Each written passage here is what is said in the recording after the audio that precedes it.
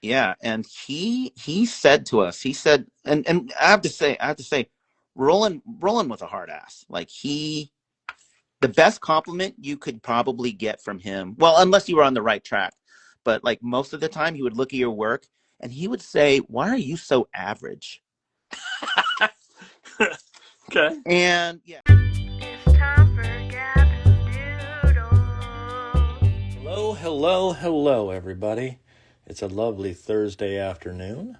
It's 3 in the afternoon, and on the East Coast here, and we're doing another Gavin Doodle. Again, for those that are watching, obviously Instagram is pretty straightforward, but I do post these to YouTube underneath Studio Hoffman. If you're watching on YouTube, you can also find them on Instagram under Studio Hoffman, and you can ask us anything. Today, we have a special guest on, who hopefully you all know. I'd be very surprised if you didn't know. A very well-known illustrator by the name of Dan Santat. For those familiar, obviously these are probably going to be, what do I want to say? You've known about these for a long time, but Dan has won all sorts of awards across the board for the various work that he's done. His graphic novel is amazing and has won him heavy praise over the last couple of years. The book that I have been a huge fan of for a long time and want to ask him a little bit about today, in particular, is After the Fall, which is a lovely story about Humpty Dumpty after he fell down and got cracked, and sort of the anxiety that goes along with height and the sort of development of the story there. But he also got to start with books like BEEKLE, which I assume a lot of folks know, and then some of the newer books like The Day the Books Disappeared, and then, of course, a classic one, which I mentioned to students the other day, Frankenstein, and all the hands in the classroom raised up saying they remember that book from when they were kids. So today we'll have him on. This is my sketch for the day. It's a long story I can explain later, but my dog is dumb, and so I'm doing a piece about how her brain doesn't work. Let me switch my camera for you real quick and get it to my face. There we are. And we'll let Dan in. And so I'm just going to make a little comment here that just says, ask us anything. And then I have a starting question that someone asked online that I think would be fun to get an answer from Dan at some point today. So let me just pin this, and then I will let Dan in, and we'll get going. So view request.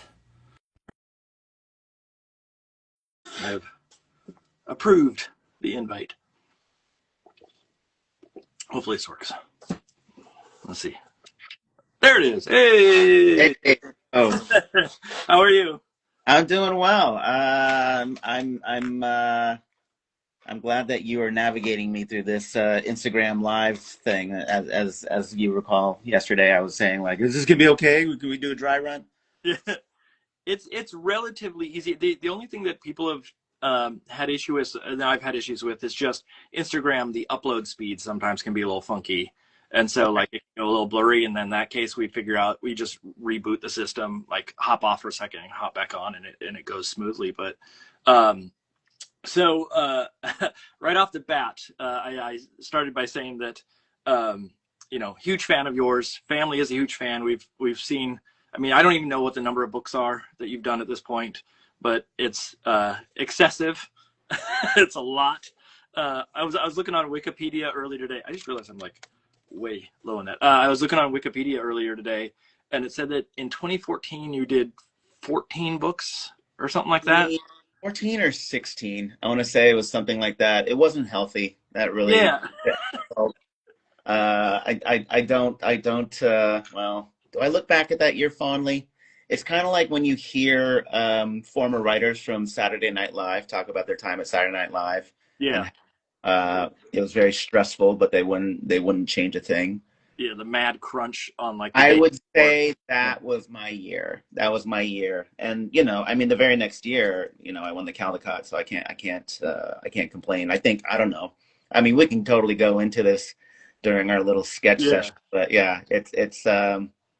I know that you're a fast worker, but when I saw that, because I was like, let me just make sure I remember the background. I was looking to remember because I was trying to remember what you went to school for early on for your bachelor's degree. Uh, Yes, I have a and degree in microbiology that I. Microbiology. Yeah, I was like, what was it again? It was something. I went and looked, and then I saw that it said the 14 books, and I'm just like, how is that? I mean, that's more than a book a month kind of situation. I was like, that it just blows my mind. But so just I will state the standard protocol here, and this is respectful of your time. So obviously, if you have to jump off, I know you have lots of things to do. You're always working, Of so course. any time you can give is greatly appreciated. Hmm. Meant to be a conversation. We can talk about anything and everything. Okay. People tune in to hear some business talk, to hear some talk about art, but also just to like listening to a podcast.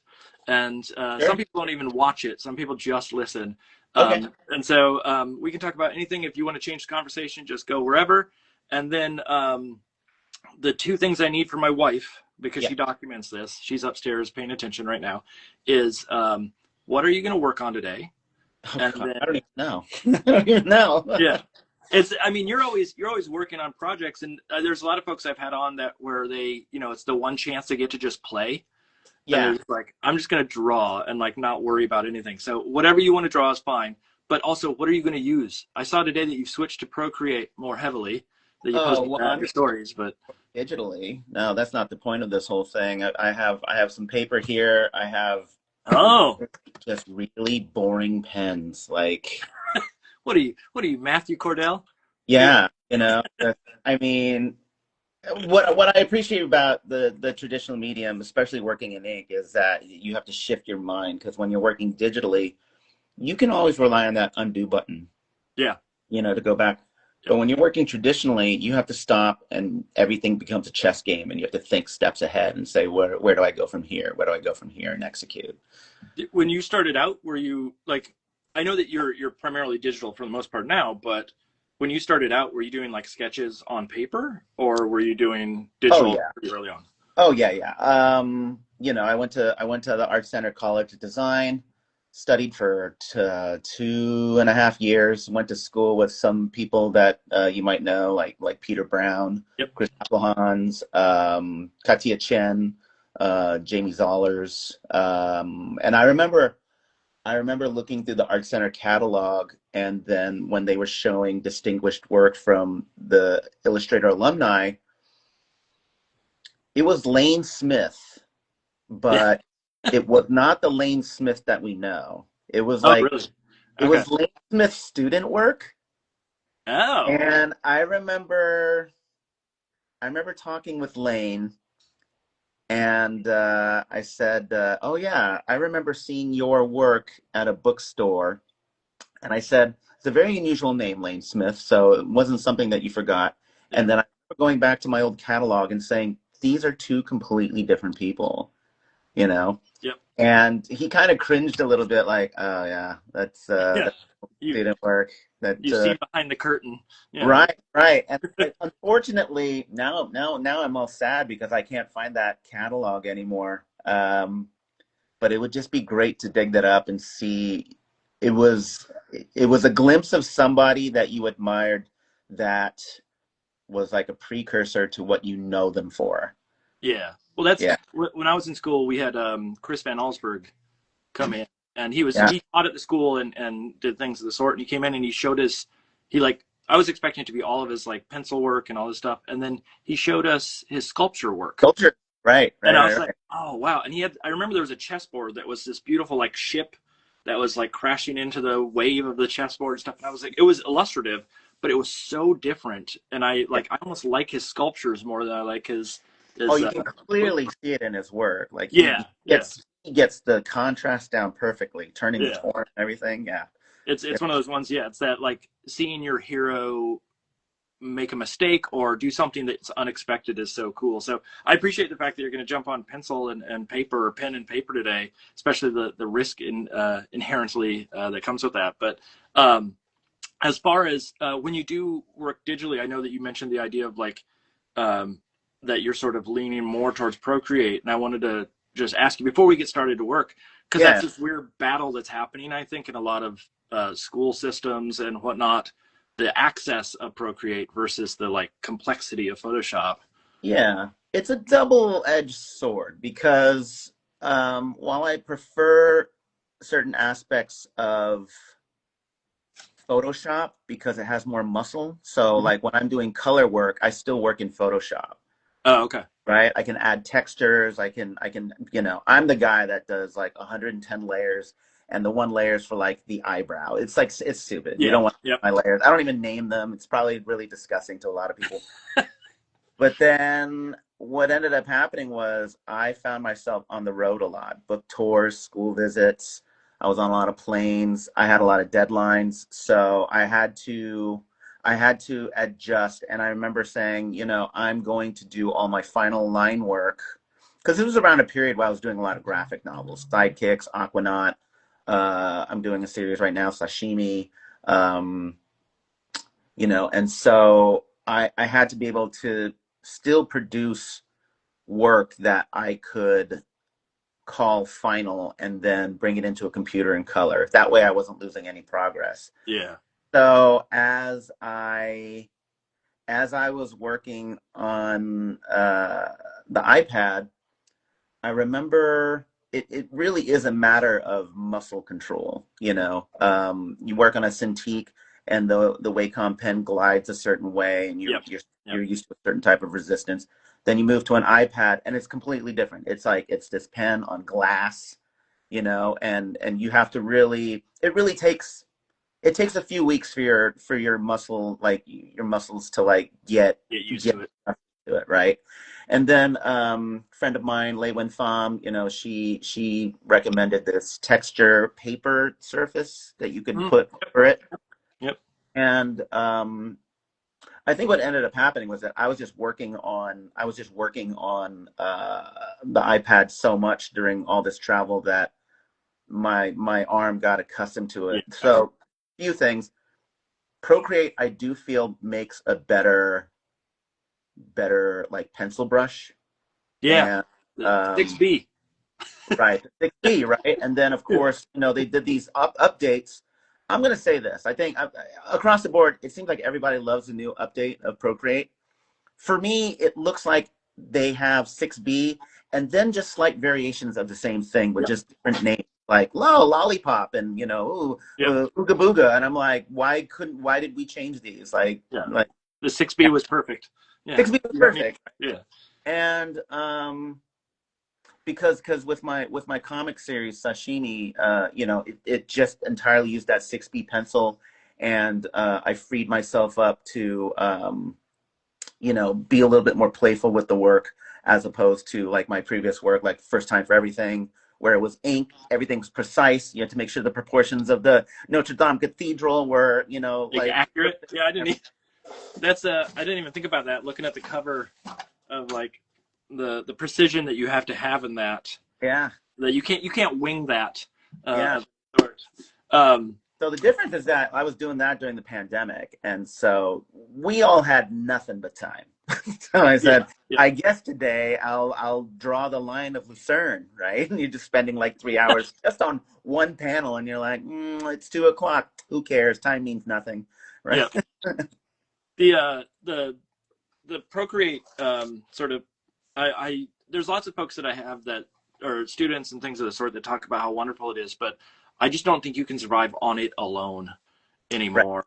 And like it's until it has the power of Photoshop and has all the like for type, if you need to Yeah. do any type, that Oh, it's thing is terrible. It's terrible. awful, awful. And I The think other everybody, part but about it that really upsets me is that Procreate really has no intuitive instruction on how to use it. It's like yeah, you go to In and Out. It's like when you go to In and Out and you say, "Oh, did you get the burger animal style?" And you're like, "What is animal style?" Like, "Oh, yep, it's a secret code. It's a secret code." And it's like if you use Pro, like, "Oh, you know how to do this?" I'm like, "I wish someone told me. I have to find out, from Joe Blow online and yep, figure this out." It's like, just tell me. I yep. appreciate that the program's $12, but just tell me all the things you can do so I don't have to go fishing around trying to figure out what it is. Meanwhile, I'm on Photoshop. I probably understand 15% of that program, and it works perfectly fine for me. I don't Yep. know. I don't even know what a JPEG 2000 does. Nope, Like I don't. That's it always shows up as a save, and then it's like JPEG 2000. I'm like, I don't want to. JPEG Yeah, 2000. It's back in the day, they were probably like, "Oh yeah, this is the ultimate. It's in the future, right?" And 2025, we're like, "What's this foolish thing?" it just puts low-rise jeans on your artwork. So we should jump into making so people can watch. But I have all sorts of questions. But feel free to set up your camera. I know that it might take a second. I have a feed here that's got like a 15-second delay. Okay. So I can just watch what we're doing. But go ahead and set up, and then once you get set up, I have a fun question for you that was suggested by someone online. Let's see. Look, I came prepared. Look at that. Right. A little mount. So just this. I have this wad of newsprint, and I have some paper. You had to dig it out of a closet somewhere to. Yeah, actually, you know what? Since I had you here, like I wanted to start off by showing. I did keep a sketchbook. So here's a sketchbook here. It's like a little 6.6 by 4 inch. What do they call it? Like the Japanese. What do they call it? The Japanese blindfold, whatever version. Yeah. And so, yeah, I mean, like I would work on this while I was on a plane. Let me see if I can raise this up a little high. You can also pinch the screen and zoom out a little if it makes it easier too. Let's see here. I was wondering, like, because I know you do so much travel that I always feel it a little awkward to work on a plane because people sort of look over your shoulder, or then I have so many of those conversations with people. Yeah. Like I'm working on a book, and then I'll just have somebody just straight up like, oh, like the flight attendant coming by to give me like a cookie. Yeah. Like, oh, do you do art for a living? And it's like, yeah, and then you tell them the whole thing. Or you get the lady who's done in ballpoint pen. Most of these probably took me maybe like 35, 40 minutes. Yeah. Ballpoint pen is like one of those things that I think doesn't get enough credit for what it is because you can shade with it so easily. Yeah. But it's got like the pressure makes a huge difference for it. And so the thing that my art teacher told me was, when you're working with a ballpoint pen, the ink rests on the surface of the paper. It doesn't get absorbed by. Yeah. And I said, okay, well, if anybody owns a piece of my artwork 100 years from now, well, sorry for you. like, what are you doing buying my art and framing it 100 years from now? Yeah. That's a terrible thought. Anybody buy my artwork? I apologize. Yeah.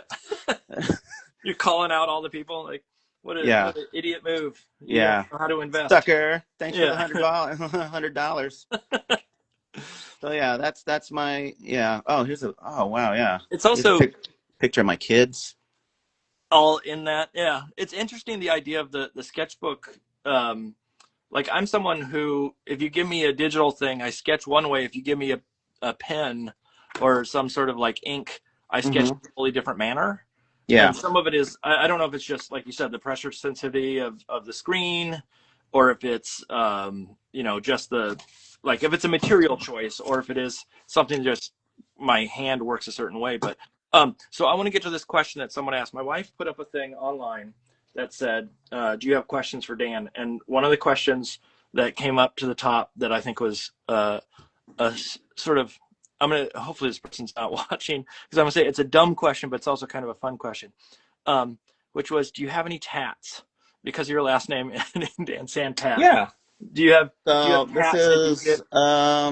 This is my second tattoo. This is a tattoo for After the Fall. Oh, so okay, yeah. So specific. Yeah. So for those of you who are familiar with the book After the Fall, it's about Humpty Dumpty. It's a redemption story, and it's about Humpty Dumpty surviving the fall and then having a fear of heights, and how that anxiety affects the rest of his life. He won't climb up to his bunk bed. He won't get the delicious cereals on the upper shelf of a grocery store and things like that. And he's made some what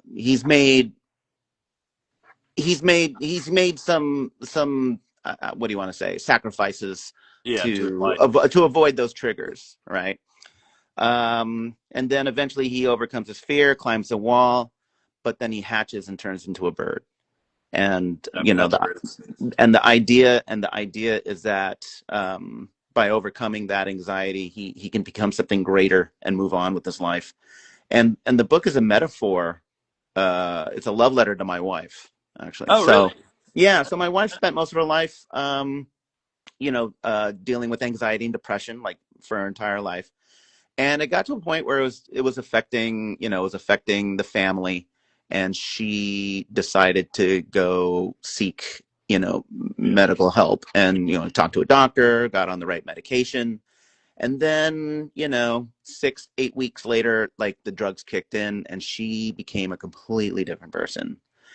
And, and so this book is a metaphor about how she overcame her obstacles and, became something greater. And so, she also has a tattoo of a bird feather on her back.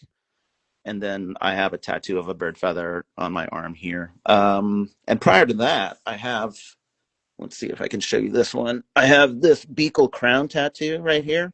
Oh, of course. Yeah, yeah. On my bicep. And so this came about when my editor called me a month before they announced the Caldetatts medal.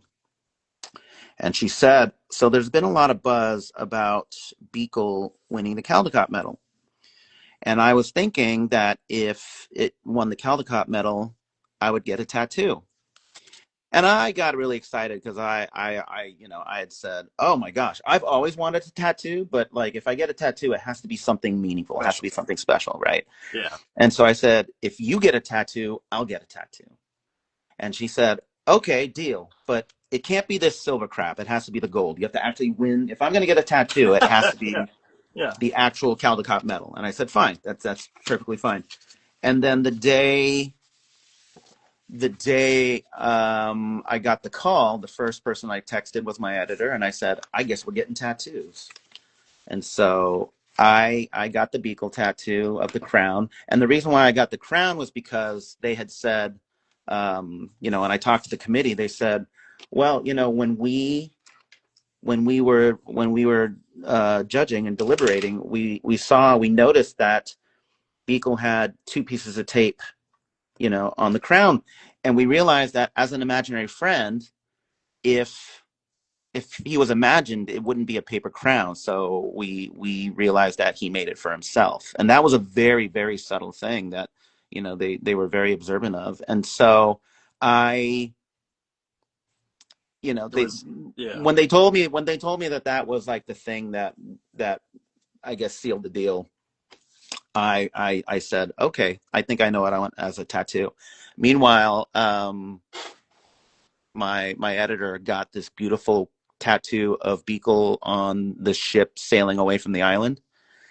And it was crazy because that year, oh boy, let's see, 4 or 5 of the Caldetatts judges got tattoos, BEEKLE tattoos. I got a tattoo. My editor got a tattoo.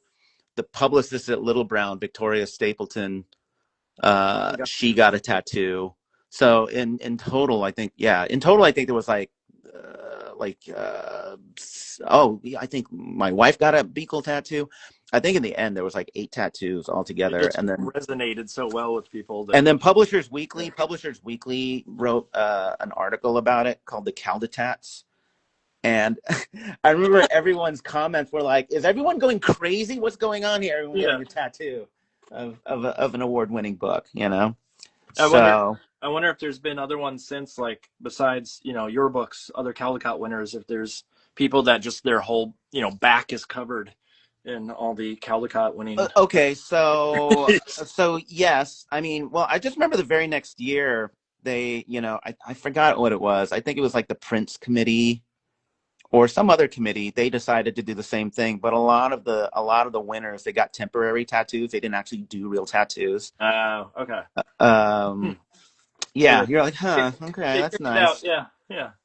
But yeah, like, that was so Victoria Stapleton at Little Brown, the head of library marketing, she had said, okay, well, I think this is going to be a new tradition of mine. Like, if I get a book to win the Caldetatts medal, then I will get a tattoo, right?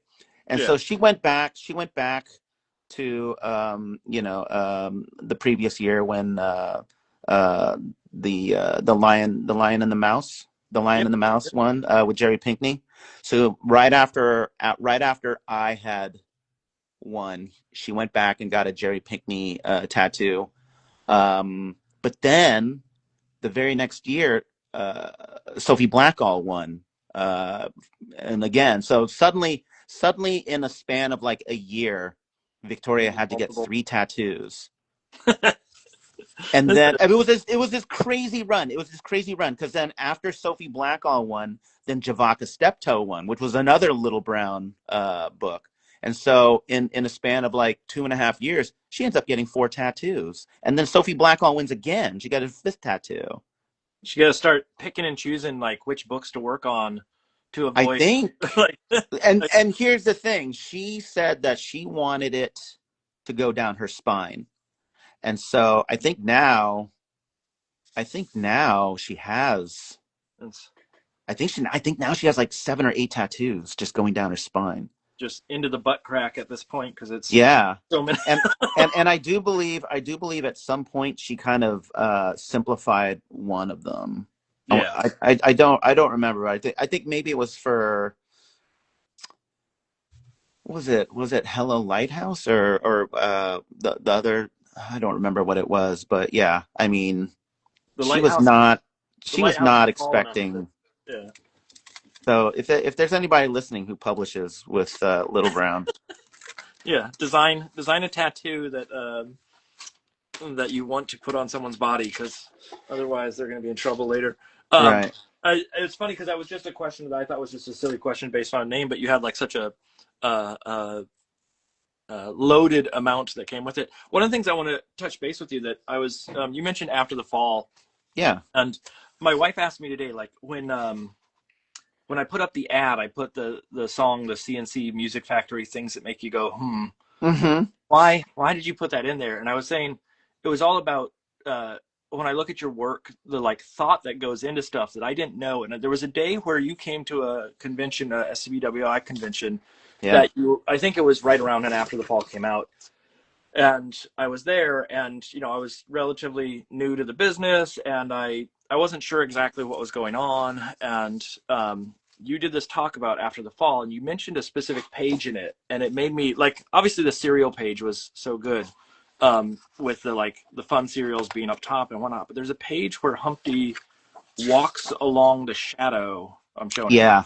Yeah. Yeah. Walks along Yeah. the edge, and it's the top of the wall. And I was like, oh man, that is so smart and so well thought out that it made me think, like, I have to do a lot more thinking in the books that I work on to try to hit those kind of like the real subtle hidden message. And knowing that that's also a tribute to your wife, adds even more context to it. But I'm wondering, when you're working on books, I mean, obviously you have lots of books that are always on your plate and moving through your studio, but how do you find the time, and then also how do you approach that sort of like those decisions or those things that are just like, oh, that'd be really cool, or is there a method that you go through to actually hit those ideas or to come up with the presentation like that? Yeah, that's a good question, and it'll I'll elaborate more into, I think, how I construct stories. So here's something that I've noticed is that and call it a Seinfeld method or whatever, but there's always this thing in the storytelling where I find myself referencing a little device that is in the beginning of the story, right? It gives the whole story this it almost seals it together to make it this one huge collective point, Yeah, right? it's the last scene in Seinfeld kind of situation where Yeah, yeah, nothing is wasted. And so I also find that if you can re-emphasize something that you are mentioning in the beginning, then it really strengthens that point. yeah, And that comes with a lot of back and forth. So when I'm writing, my method is that I actually don't write a manuscript. I have a broad concept, and then I have a pretty good idea of how I want it to end. Okay. And then I have a loose idea of how I want it to start. And then everything in the middle is being figured out, going back and forth. Yeah. Right. I'm trying to figure out how to strengthen certain connections. I want to make sure that certain scenes are relevant. And now here's the reason why I don't write. Here's the reason why I don't write a manuscript. It's because we in the children's publishing business, we always know that the economy of words is a very tough thing to keep your word count down. Yep. We also don't want to be redundant, and so I used to not. Well, I still don't feel very confident about my abilities as a writer. Like I'm not writing beautiful sentences like Kate DiCamillo or John Green or whatever. So I relied heavily on my. I relied very heavily on my visual narrative, almost to say, what my first draft of a book that I work on is a wordless picture book. Okay. And yep. so I try to carry as much of the narrative as possible just through pictures and, the page turn. And then when it's time to add the text, I'm not repeating what's on the page. So for example, in BEEKLE, there's the scene where he builds the ship and leaves the island to go find his kid friend. Yep. And I could have easily written, oh, and then he left the island to go find his friend. But you don't. That's already being explained. That's already being explained in the visual narrative. You don't have to say it in the text. That would make it redundant, right? Yeah. And so I decide instead I am going to write something a little bit more poetic, which implies the same thing, but it says it in a more poetic way. So instead of saying he built a ship, sailed off the island to go find his friend, I write he did the unimaginable. Right? Yeah. No. So the way I like to describe it, it's like when you have a figure skating couple, they don't step on each other's toes, but they work together to make one beautiful routine. And I actually learned this from reading, I was reading Chip Kidd's design book, Go. I don't know if you've ever seen that. I don't know that one. It's a great book about visual communication. And, the example he gives, he says, you can show a picture of an apple. You can write the word apple. They both mean the same thing. But what you don't want to do is show a picture of an apple and write the word apple, because then you're talking down to your audience and you're being very redundant. Yeah. And so that was a practice that I understood, and and also if anybody in your audience went to art school, like the greatest lesson that I got from art school wasn't about how to draw. I remember all my illustration teachers were saying, oh, if you want to be employable, you have to have a style, right? Yeah. And I was so obsessed with style, so much so that like I would just draw things and I would experiment with things, even though it didn't feel comfortable to me. It was with the attitude of I just need to be different from everybody else. So just like fighting against your natural inclination. Right. I gotta find something, And this was at a time when I think when you're at Art Center, there's 8 terms, and I was around 4th term, and I was taking a children's book illustration course, and my teacher says, you might want to consider showing your stuff to David Shannon, who wrote No David. Yeah. And I remember thinking like, oh, okay, that would be really great. I mean, I think it's a good idea for me to show my work before, like, I'm halfway through this program. I want to know I'm on the right path. And so she gives me David Shannon's phone number. I call David Shannon. David Shannon says, sure, come on over. I'd love to see your work.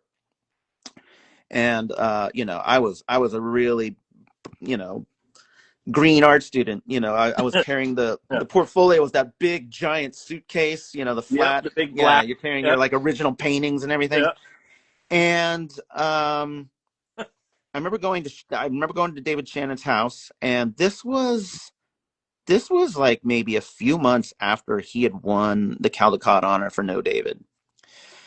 And I remember walking down the hall of his home, and I see the plaque, the certificate plaque for the Caldecott honor. And I remember staring at it and thinking, this is the closest I'm ever going to get to seeing one of these things, right? And I was completely enamored with him. Like I was, borrowing from his style because it looked really sharp, and it was something that I thought like, oh, maybe if I do a variation of this, Yeah, then I can find work. And yeah. that's one of the hardest things, is that when you're an art student, it's really hard to separate the money from the work, right? You go to art school and you want to make sure that you're going to be able to make a living, and so you're trying to cling on to anything that the art teachers are telling you, yeah, you should do more of this. Yeah, And what ends up happening is you end up becoming an imitation of your instructor, because you're kind of just spending that time pleasing the instructor, doing what they suggest. But really what the instructor is doing is they're just trying to teach you the best way they can with, the things that work for themselves. And so I take out my portfolio, I show it to David Shannon, and I would say maybe 40 seconds into the portfolio review, yeah. he says, you got to start over. And I remember I was like, what? Like, what? I brought my best stuff. I was devastated. And he says, look, I'm really flattered by the fact that I can see that you're trying to imitate some of the work that I do. But the thing is, this business isn't very big. And if people want to hire David Shannon, they can just call me, right? Yep. Like, they're not going to want to say, hey, could you imitate David Shannon? Because they could just call me and say, I want to hire David Shannon. That's a big no-no in some of the documents that I give to students about that, like, never take a job where someone asks you to imitate or to mimic someone else's work. And even the equivalent of the story sort of rings true to when I was in school. There was a teacher that was telling us about how he went to Norman Rockwell at one point and was like, I'm going to show him my portfolio, and basically got the same talk. It's Yeah. all, to the word. Yeah. With what you're saying here, and it shows that it's not a one-off situation, that this is a problem that speaks to a lot of students. Yeah. And so, if we want to talk about how I broke out of that cycle, I remember freaking out because David was even telling me like, oh, no, you need to find a style, right? Yeah. And I remember going back home and just buying paste to like make a thicker, textured surface. And, I'm like looking at Lane Smith's work. I'm looking at, everybody else, and I'm just trying to imitate them.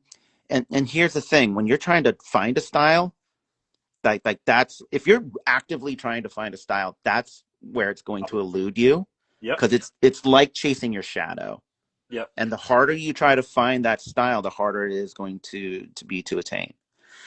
And so this took me in two different directions. So I actually, upon graduating from art school, because one of the first, when I graduated from art school, I immediately got a job. I was working in video games. I worked at Activision. I worked on Fireman, and I worked on Call of Duty. I worked on Call of Duty Black Ops and stuff. Like, every time I tell kids that, they're just like, shut up about books and tell me everything about that game. And so my purpose was, I didn't want my parents to nag me about making a living as an artist. So the first thing I did was I grabbed a job at a video game company, and I made some really great friends there. But I knew that it wasn't something I wanted to do in the long term. And then on top of that, it really satisfied that concern I had about having to make money, right? And so at home, I would go home and I threw away my student portfolio, because when I looked at it, I realized that it was just going in all different directions. Like, I had a piece that had to be done for like an advertising class. I had another Yeah. piece that had to be done for, you know, caricature or whatever. And It looked like so, assignments versus. right. Yeah, exactly. And so as a result, you find yourself with a portfolio that's going all over the place. And so, I said, I can't use any of this. I just have to cut ties with it. And I threw it away. Yep. And then what I did was I took down all the influences from my wall, and I had a blank sheet of paper, or a blank, illustration board. And I said, I am going to paint something on this, and I'm not going to stop painting whatever it is until I'm proud to hang it on my wall. Right. That was the only condition that I gave myself. How thick? How thick did the paint get? It was getting pretty. That was the other thing, because when you give yourself that condition of saying, like, I don't know what it is, but it's going to be something that I'm happy with. Yeah. And so it frees you from being precious with it, right? Yep. Yep. Because you're just saying, like, I don't know what this is, but let's go. And then suddenly, like, one of my first portfolio pieces was a dog sticking its head out its window on a Sunday drive, and it's going by a truck that has a bunch of chickens, and feathers are flying everywhere. And and that first piece took me about a week to do. And while I was working on the piece, you're just saying, oh, I guess this is how I draw dogs. I guess this is how I draw chickens, right? Yep. Yep. You're just relying on your own instincts. You're saying, okay, well, this feels natural to me. And then a week later, you have that first piece, and then you're working on the second piece, and then that takes maybe 5 days, and then the next piece takes like 4 days, and then 3 days, and then 10 weeks later, I had a brand new portfolio. And I mean, at the time, I didn't know if it was good, but I knew that it was the best that I could do, or it was the best that I thought my level of finish could be. It was And I true to thought you that, versus yeah, like. and I thought that was more important than anything, because if I were to get a job to do something, then they should know what I'm capable of, Yeah. without imitating, right? And so now the real big turning point was, the most influential teacher I had wasn't an illustrator. It was my advertising teacher, and his name was Roland Young, and he used to be the art director of Capitol Records. And Okay. yeah, and he said to us, he said, and I have to say, Roland was a hard ass. Like, the best compliment you could probably get from him, well, unless you were on the right track, but like most of the time, he would look at your work and he would say, "Why are you so average?" Okay. And yeah, and it was one of those things where you would just feel so tiny. You'd just be like, "Oh man, I thought this was my best work." And then he would look at your piece, and then he would say, "This is how I would do it." And he would come up with this brilliant idea in like 5 seconds. And you would sit there and you would hear him say it, and you would say, "Oh man, that is vastly superior. That's really, Yeah. really good." And then he'd say, "You can't take that because I came up with it. Come up with something else." And It's that advertiser in him that like. it was that advertiser in Yeah. him. And so here was the thing. It was like the whole idea of advertising and the sense of symbology. Yep. And it's the idea that you can define one verb or noun or whatever with a single image, right? So, like, for example, if I wanted to describe like chaos or unpredictability, right? Yep. I'm just going to start out. You could say, like, you could draw a tornado, right? Yep. Like, a tornado could be a visual symbol of those things.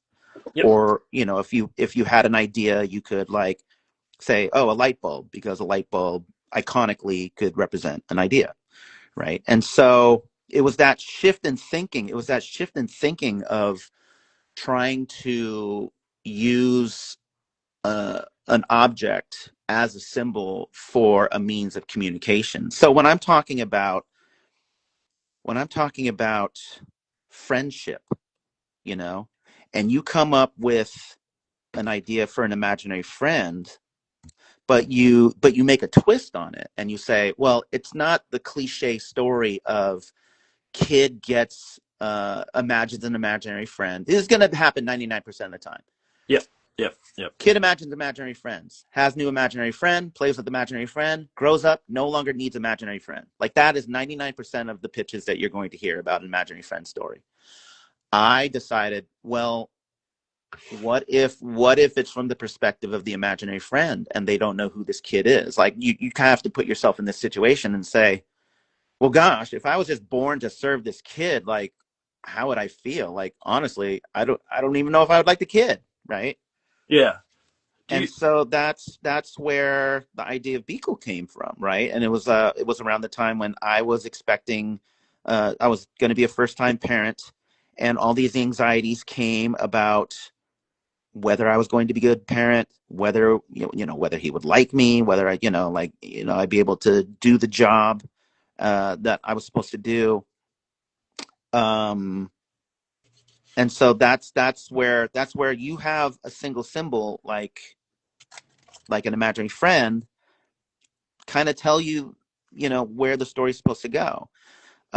With After the Fall, I think that's the perfect idea to talk about redemption. Because here's the thing, symbolically, if you just say Humpty Dumpty, you automatically think of the fall. Yep. Yeah. Right. Yep. And so as a result, I've completely solved my first act. Right. You set that up, and you've already had the story established for you before you even have to. Right. I don't have to say, okay, guys, all right, just there's an egg. He's on a wall. Don't ask me why he's up there, but he fell and he hatched and he broke into a bunch of pieces. I can just go right into the story and say, yeah, hey, they put me back together. And then what happens is that gives me a whole bunch of real estate in the third act to build up the tension of the moment of redemption, right? It's what's it called? In media res. Yeah. Halfway into the story. Yeah. So, the idea of symbology was a huge thing in terms of me as a storyteller, being able to use visual cues to help strengthen the narrative, right?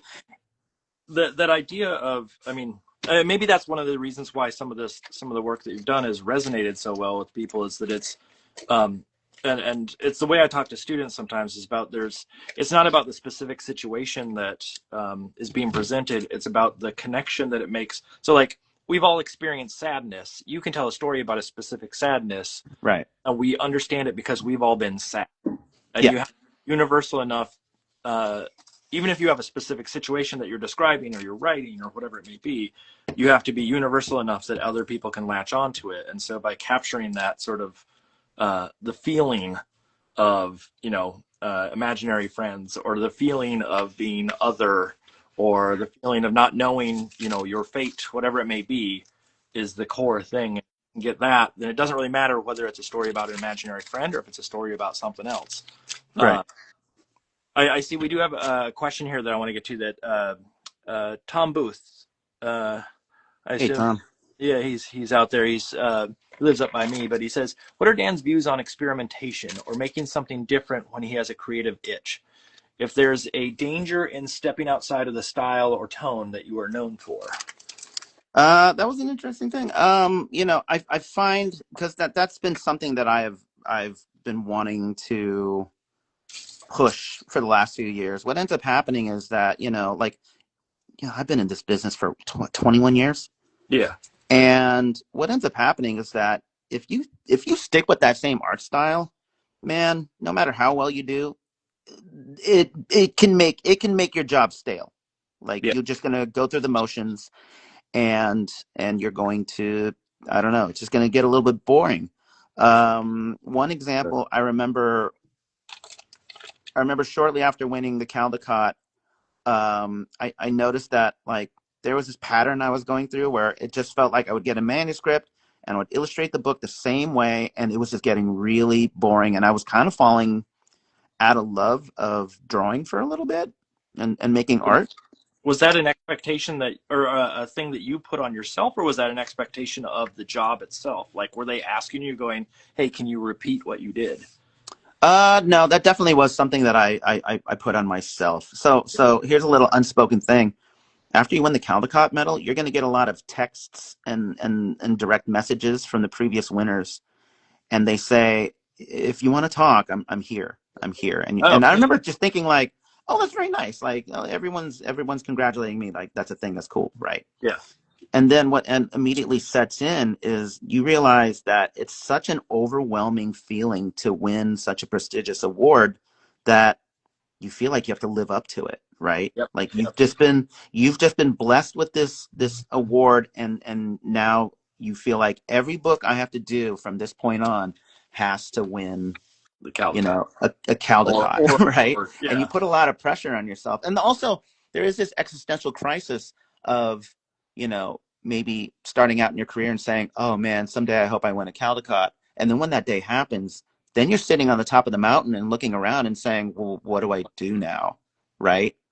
Yeah. And it's a bit of a loaded thing because of course we don't do this. We don't do this for the accolades. You know, we do it because most likely it's in our blood. Like we would be making art for a living anyway. Yeah. Right. But one hopes. But there's also this feeling saying like, well, you know what? Like if I'm going to make art, I want to know that like I make good art. I want people to like my art, right? Anybody who says I don't care who reads my books is full of crap, quite frankly, you know. And so, you know, when it comes to style, like I think what ended up happening was that I told myself the last thing I want to do is be known as the BEEKLE guy. Yeah. And so you don't want that to be your legacy. Yeah. And the publisher said, do you want to do, like, we could just do a whole series of BEEKLE books, right? You could, we'll turn this into a franchise.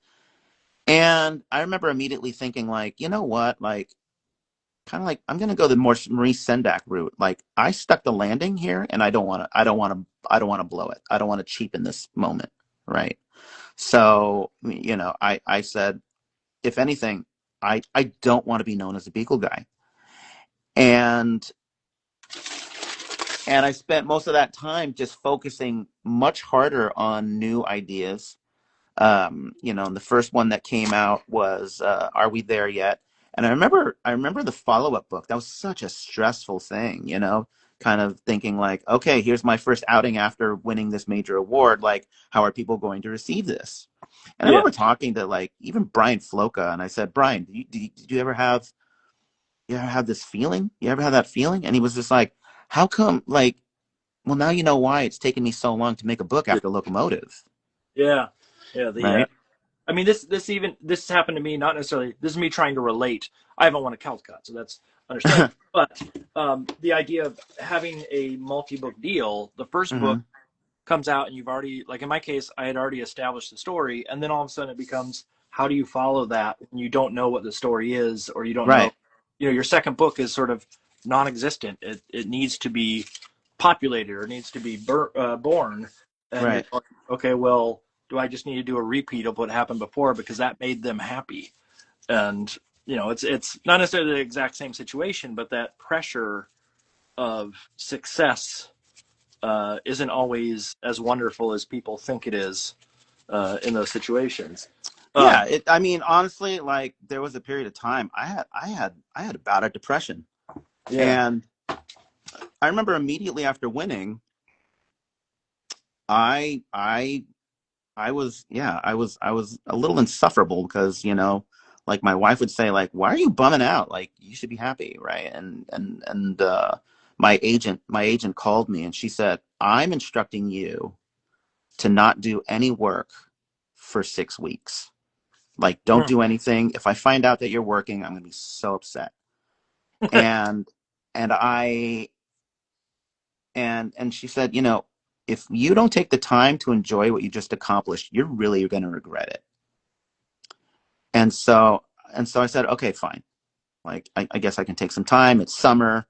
Um, and, and I remember like going into the first week of it, it was almost like someone quitting, cigarettes or something like that. Like Yeah. I'm just sitting around doing nothing, playing Xbox, and just really having a hard time, just having this itch, just being like, oh God, relaxing sucks. Like who likes to relax? This is terrible, right? And then of course I'm starting to get fully, as time goes on, I'm starting to get more into playing Fallout 4, and then like the Chicago Blackhawks are, on their way to the Stanley Cup, and I'm looking for, suddenly my attention is just taken in other directions. And I do remember there was this feeling that I had where it was the first time in years where I didn't have this urge to go to the studio and immediately work. I mean, even like right now, I feel so at home in the studio. Like I can't imagine not working. But there's also something really nice about giving your mind time to rest. And after those 6 weeks, when I came back, I found myself completely energized, and my drawings were better, and my creativity, my thinking was a lot better. And here was something that was going on while I was leading up to the Caldetatts banquet, was that I would be invited to panels, and I would be talking about BEEKLE, and every time I would talk about BEEKLE, like I would end up crying in front of everybody. Like I was just in tears, right? I remember one time Kwame Alexander, who won the Newbery, like we're at like Books of Wonder in New York, and I'm Yeah. just crying in front of everybody talking about BEEKLE. And I remember talking to my friend who's a doctor, and I was telling him about this, and I said, "Oh yeah, like every time I talk about BEEKLE, I'm like breaking down crying." And then the more we were talking about it, he says to me, he was just like, like, how many books did you do that year? And I was like 14, and he was like, how much sleep were you averaging? And I said, oh man, I was probably averaging like 4 or 5 hours of sleep. And he's like, and you're telling me that every time you talk about making books, or particularly that book, like you just break down in tears. And I'm like, yeah. And he's like, buddy, I think you worked yourself so hard, you gave yourself PTSD. Yeah, you haven't been able to process Yeah. thing. The And so that takes me to another story, because I actually at one point was working so hard. It was that same year. It was the year of 14 books. It was one year. Yeah, I was at San Diego Comic-Con, and I remember it was some fellow children's authors. It was Raina Telgemeier. It was Matt Phelan. It was, like two or three other writers, Jenny Holm, okay. and they had an intervention with me, and they came up and they said, "Hey, we're just here because we're a little concerned about you, because you don't look well, like you look exhausted, and we're just kind of checking to see if you're okay. We want to say maybe you should consider taking a break, because you don't look good at all." Yeah. And I remember looking at them, and it's not, it wasn't a great feeling, like I'm looking at these award winners, and I'm thinking, They're all questioning you. I don't think you understand how hard it is to be your friends, right? Because your ability to make these books that people love seems so effortless. And I feel like I have to bust my hump just to be recognized, right? And this is before winning the Caldecott. Yeah. And I remember looking Raina right in the eye, and I said to her, I would kill myself to have what you have. Like that's how bad I wanted success, right? Like Yeah. I wanted to, because there's nothing worse than making a book and then having it sit on a shelf for 2 months and then disappear for the next season, right? Knowing that you poured your heart and soul into that book, and then it was just like, make way for another, make way for the next one, right? It Yep. just feels very disposable. And and you put that kind of effort into your work, and you don't want it to be disposable. You want it to be, you want people to love it for the amount of work you put into it. And that's where I was coming from. I said, like, I'm seeing certain works that, I mean, I'll be honest, like sometimes you're scratching your head and you're saying like, well, why is that book so successful? Why did that work out? Like, what am I doing wrong? Sort of Right? jealousy or envy. It's Yeah. jealousy, it's envy, but a lot of it is it's you pointing the finger back at yourself and asking yourself like, what are you doing wrong? What am I doing wrong? Right? Yeah. And and God, man, I hate to say it, like, it was winning the Caldecott was, God, I hate to say it, like, I probably would have killed myself if I didn't win a Caldecott. Not that it was the ambition, not that it was the ambition to win a major literary award, but it was this need to feel seen, Yeah. right? I didn't need to win the Caldecott, but I would love it if someone said, "Hey, that book is really popular in my library. That book is very popular among the kids in my class," right?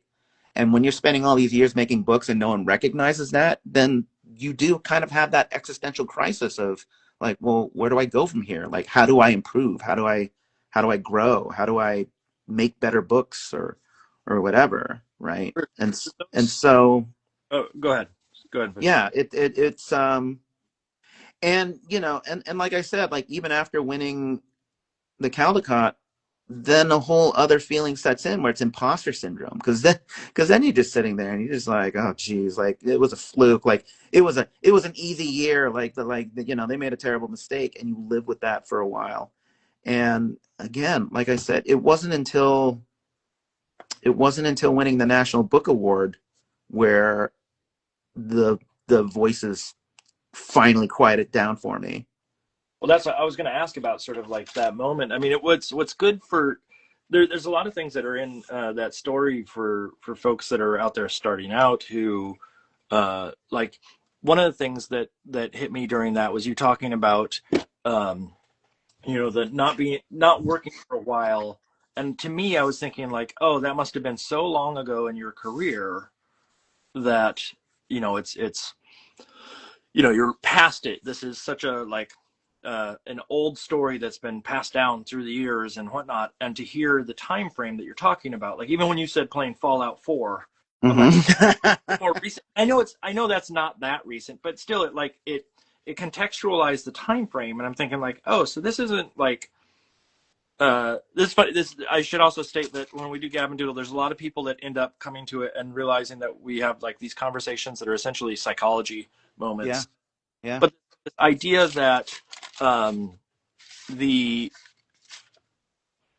the truth of what you're saying, like it's maybe a little scary for folks that like it doesn't immediately go away. It's not like you have a book and then boom, it's done. You don't have that issue anymore.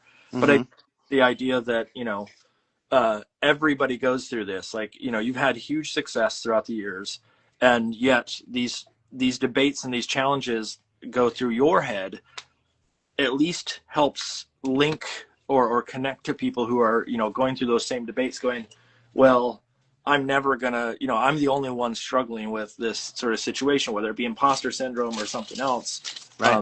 So to me it's really advantageous to have someone here talking and going like, no, this is a truth that speaks to more than just a sort of a newbie, or more than someone who's trying to discover their style or whatever it may be, Yeah. and the that sort of relationship to um, the like wear and tear, and I always hesitate on saying this of any sort, because I know there's people out there that have like these jobs that are intense and require, they're out there fighting the good fight, and then here I Mm-hmm. go art is tough. Yeah. Yeah. But there is a reality in the idea that, you know, it's not an easy situation. There are moments in people's lives, whether it be through art or whatnot, that put you through the ringer. And the hearing this side of it, you know, I imagine there's a lot of people that look at you and go like, man, that's the career I want. Just like you were saying with David Shannon, Mm-hmm. like, man, that would be perfect and everything would be wonderful if that happened. And then to hear that, no, it's not always rosy. I Right. think it's a Right. really good thing for people to hear long term. Yeah. And then on top of that, I just want to add, because, you know, I think, well,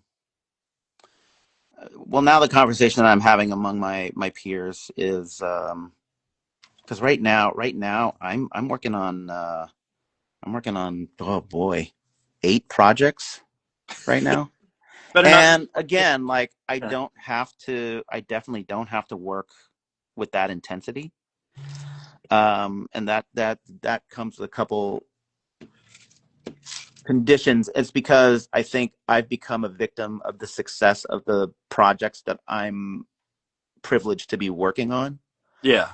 And when a book becomes successful and they want to expand it into a series, I want to see it to the end, right? And so, you know, Misfits did really well, so now we're doing 4 books. Detective Duck, you know, is doing well, so, you know, we're doing 4 books for that. Endlessly Ever After with Laurel Snyder did well, so I have 4 books for that. You don't want to drop them. You don't want to drop them, but also, more importantly, my thinking is, I know how lucky I am to be in this situation. Yeah. And I don't squander it. I don't want anybody to think that I take any of this success lightly. I want to earn it. I want to be good for it, right? Yeah. And so there is always, and I tell people this, and I've said this before, ambition can sometimes be a horrible curse, because you want something, and then when you achieve it, it is not quenched. It just wants more. You want to do something else, right? And you know, my son, or actually both of my kids, you know, heading off to college, trying to figure out what they want to do with their lives. You know, my oldest son asked me, he said, when do you think you'll retire? Yeah. And then before I could finish, he said, who am I kidding? You're not going to retire. Yeah. And you know, and he says to me, he was just like, he says, Dad, I don't want you to think that I have your kind of crazy work ethic, because I don't think you understand that there's nobody like you. Like, no one works like this, Yep. you know, for this amount of time. And for me, like, I don't know. I think I sometimes wonder if, you know, I wonder what drives me. A lot of it was, I think, you know, I remember I had a somewhat rocky relationship with my father, who he wanted me to be a doctor. Okay. And but he also was he was very difficult to give praise to if you did something right, you know? And I remember it was reading Steve Martin's book, and one of the quotes that stood out for me was, Steve Martin says, "Be undeniably good." Meaning, you know, like, if you're gonna be a comedian, he's like, if you're gonna be a comedian, be such a good comedian that no nightclub will ever deny you entry, right? Yeah. That Okay. was yeah. Yeah. And that was the thing. And I remember it was this thing where it was just like, my dad was always trying to, like, make me feel like, okay, well, you could have done this, you could have done that. And it's like, what do you want? Like, I just won this major literary award. Like, I'm going to work even harder till you shut the fuck up. Right. And has he yet? Well, he passed away 3 years ago. but with that Uh, said, laugh it was so crazy. It that was was so crazy because yeah. it wasn't until he was on his deathbed where he opened up and told me like how proud he was, right?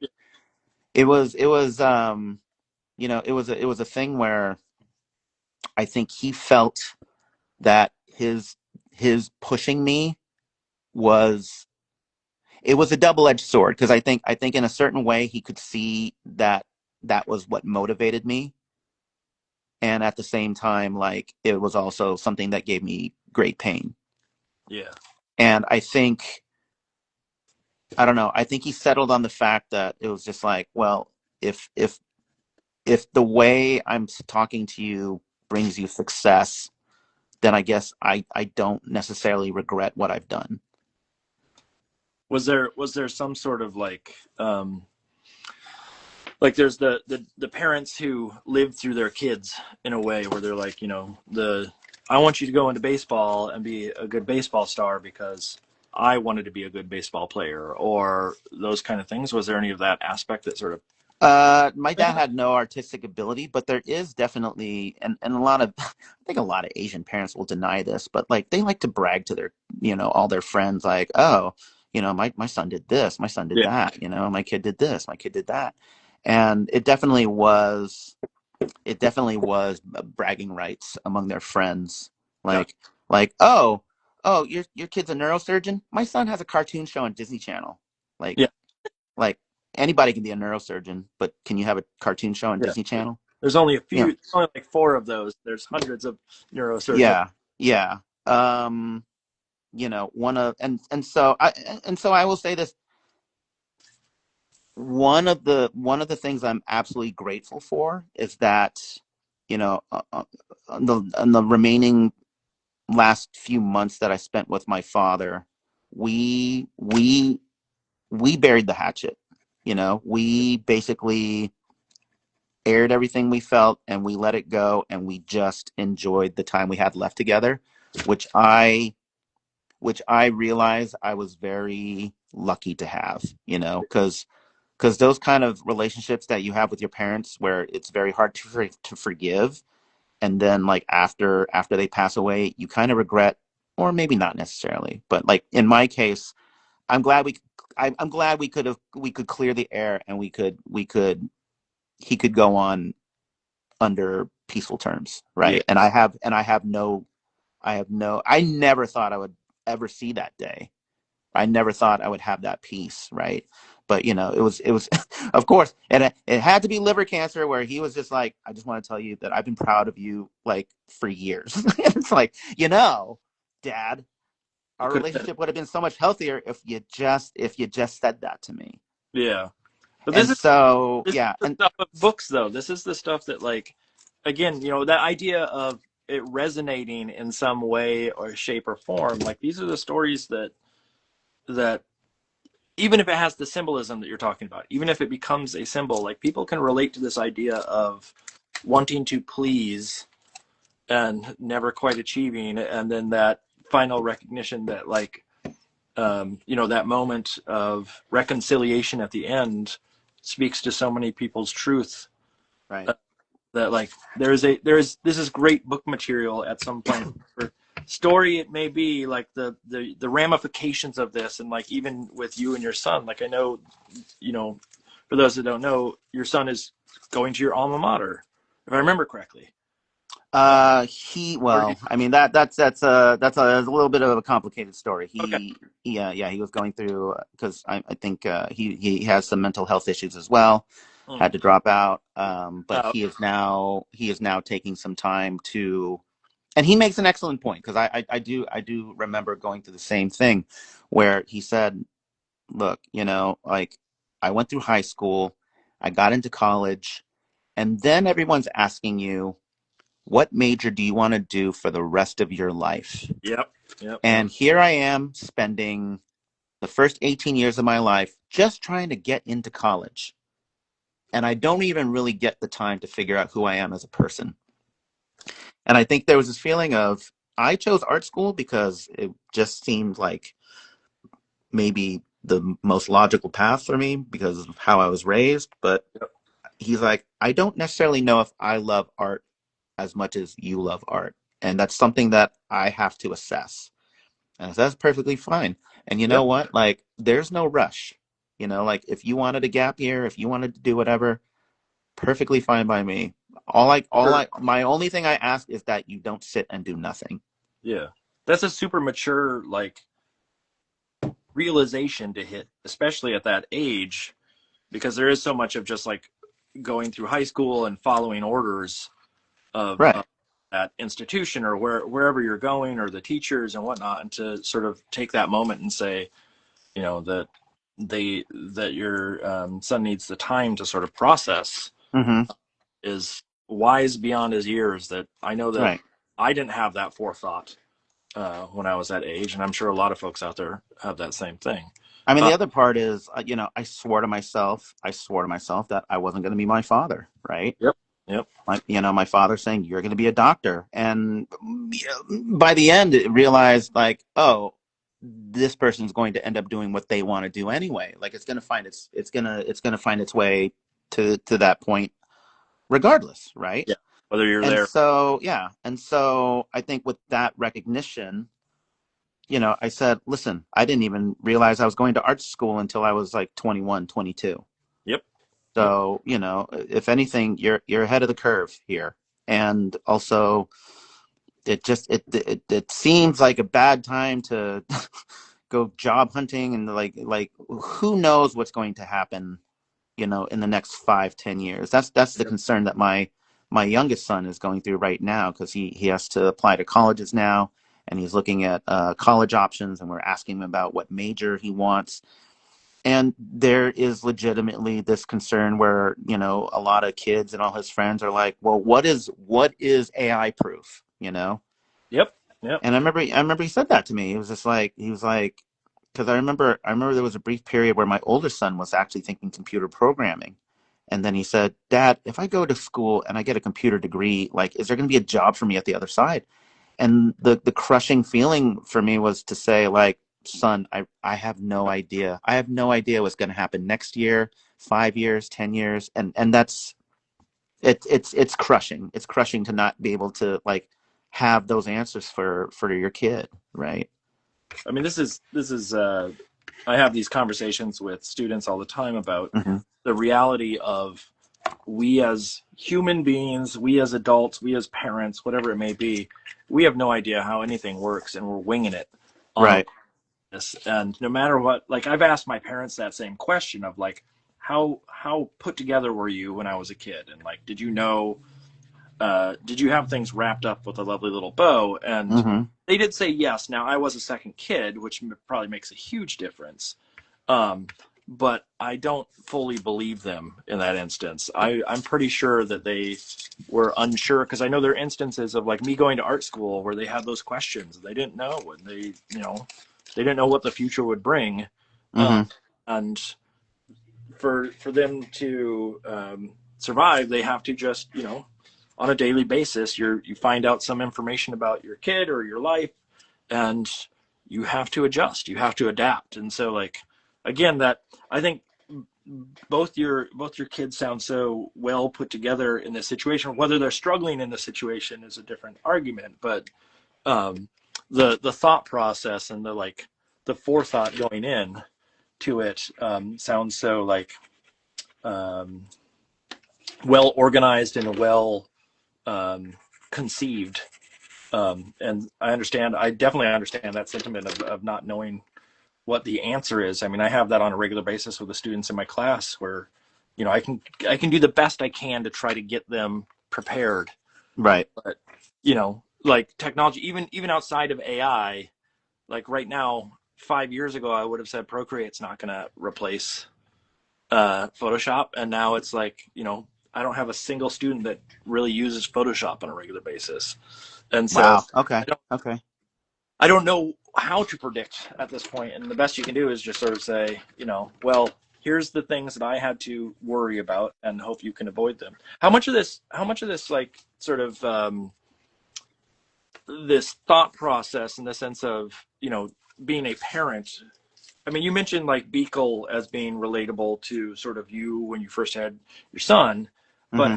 just like current day situation, do you think, I don't want to say invades, but sort of populate some of your thought process on storytelling and things of the sort? Because obviously, when you did a first time for everything, that's directed towards an older audience than what you It had. was so the crux of that came from my at the time my oldest son, he was 13 years old, and I think girls were starting to take a fancy to him.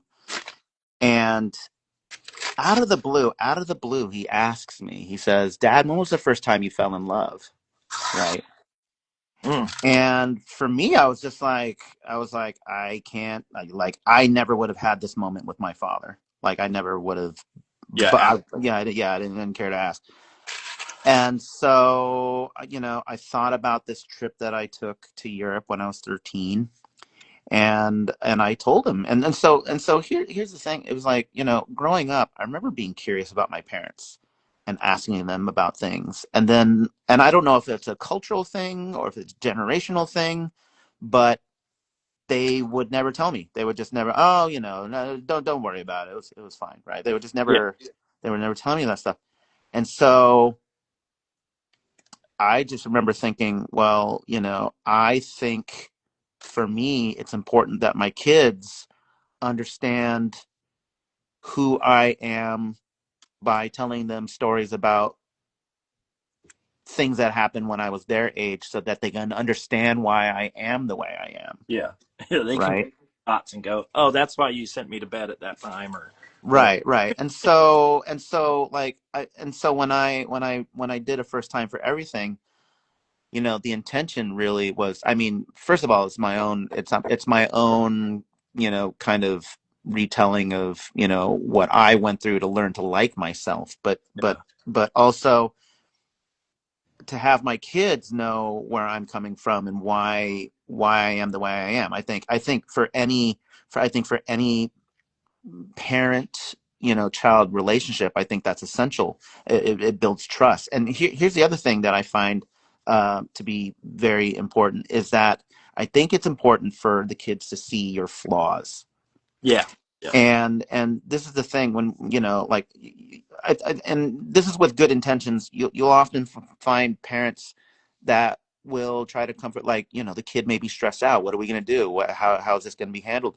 And the parent usually comes in and says, don't worry, like, everything will be okay. I'll handle it, or whatever. Right.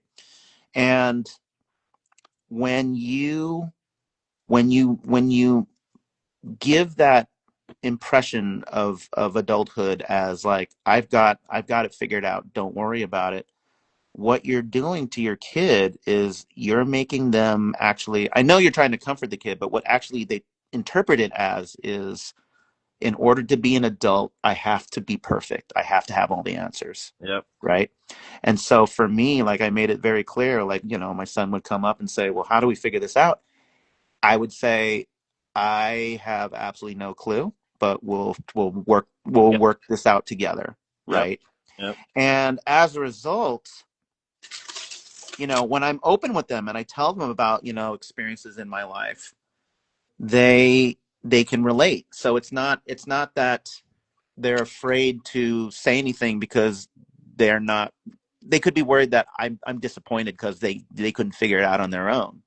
Instead, they'd come up to me and say, like, I remember you telling me this thing. Well, I'm kind of going through a similar thing. Like, what did you do? Like, what advice do you have?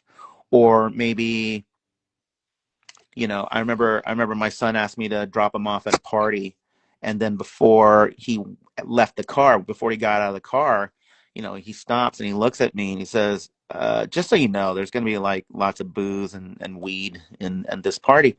And I remember saying to him, I was like, buddy, like, this wouldn't be a high school party if it didn't have those things. Yeah. I know it's in there. And I said, I'm not going to tell you to not do those things, but I am going to tell you to make Wise. smart choices, right?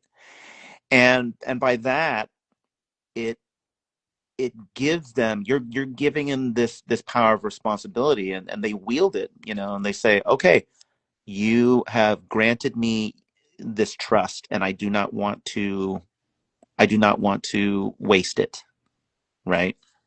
There's a lot of similarities there to not exactly the exact stories, but my parents did a lot of that sort of giving the responsibility to the kid and not controlling every single detail. And I know that it's a struggle as a parent, and I'm sure it was a struggle for you too, to like when you make those calls and you say, I'm going to trust you to make a wise decision that you don't know if they're going to, or you don't know sort of the like you're not in their head, but you put faith in the fact that you've done enough what do I want to say, like upfront work Right. to Yeah.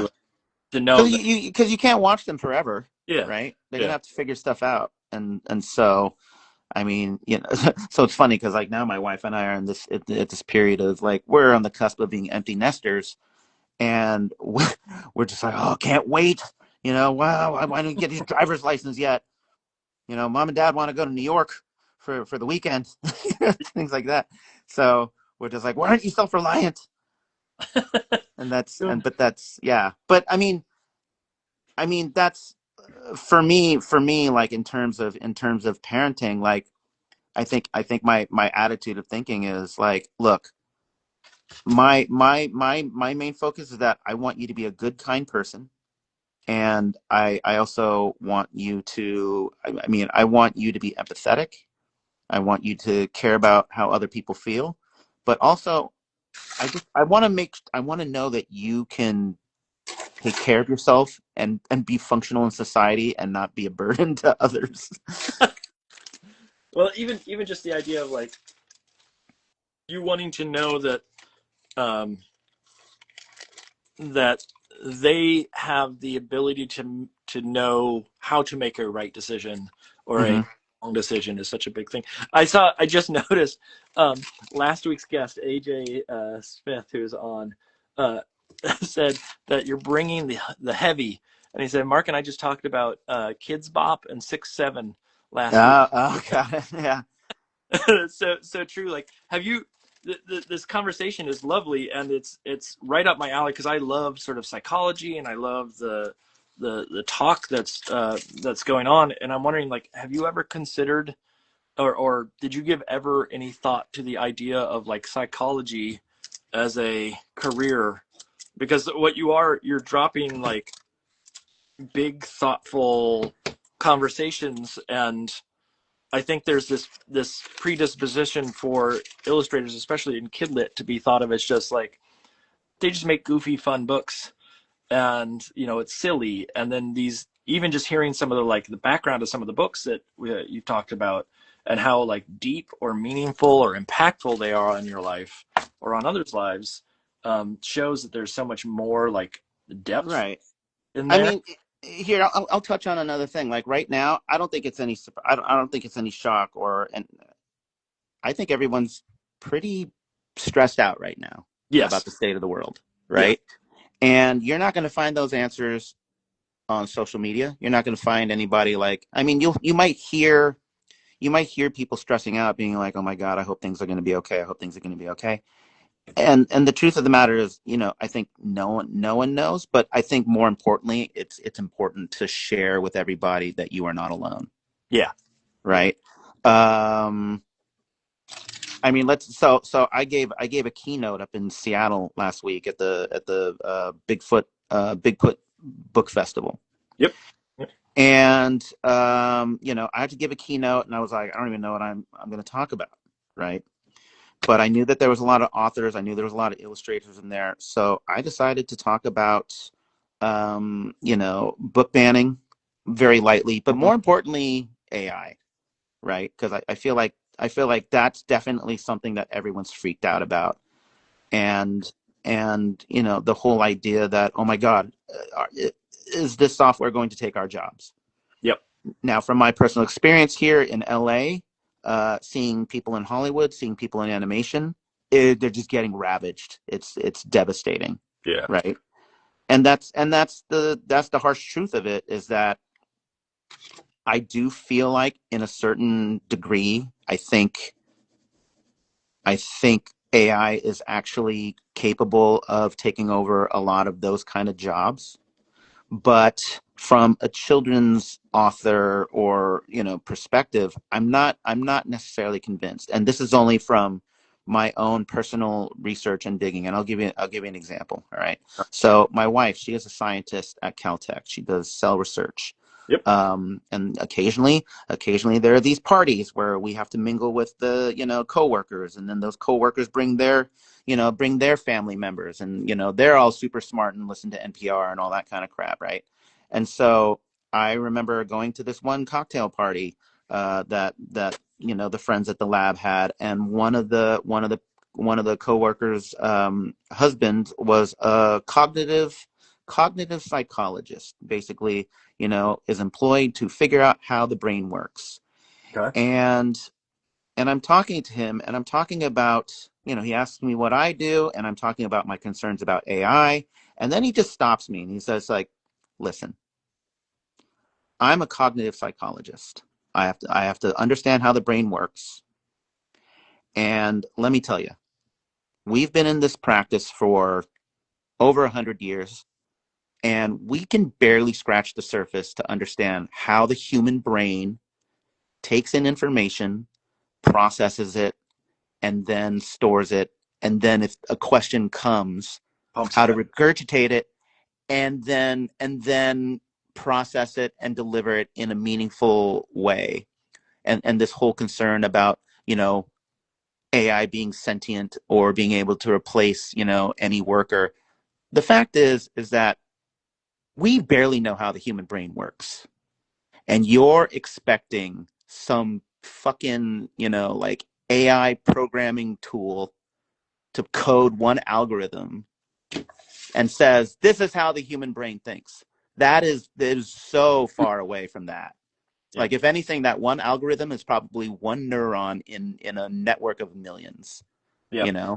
And when he told me that, it suddenly, for me, cleared the air, and it made me feel so much better, because we went right into the muck. I just said, let's just talk. Let's bring up the elephant in the room.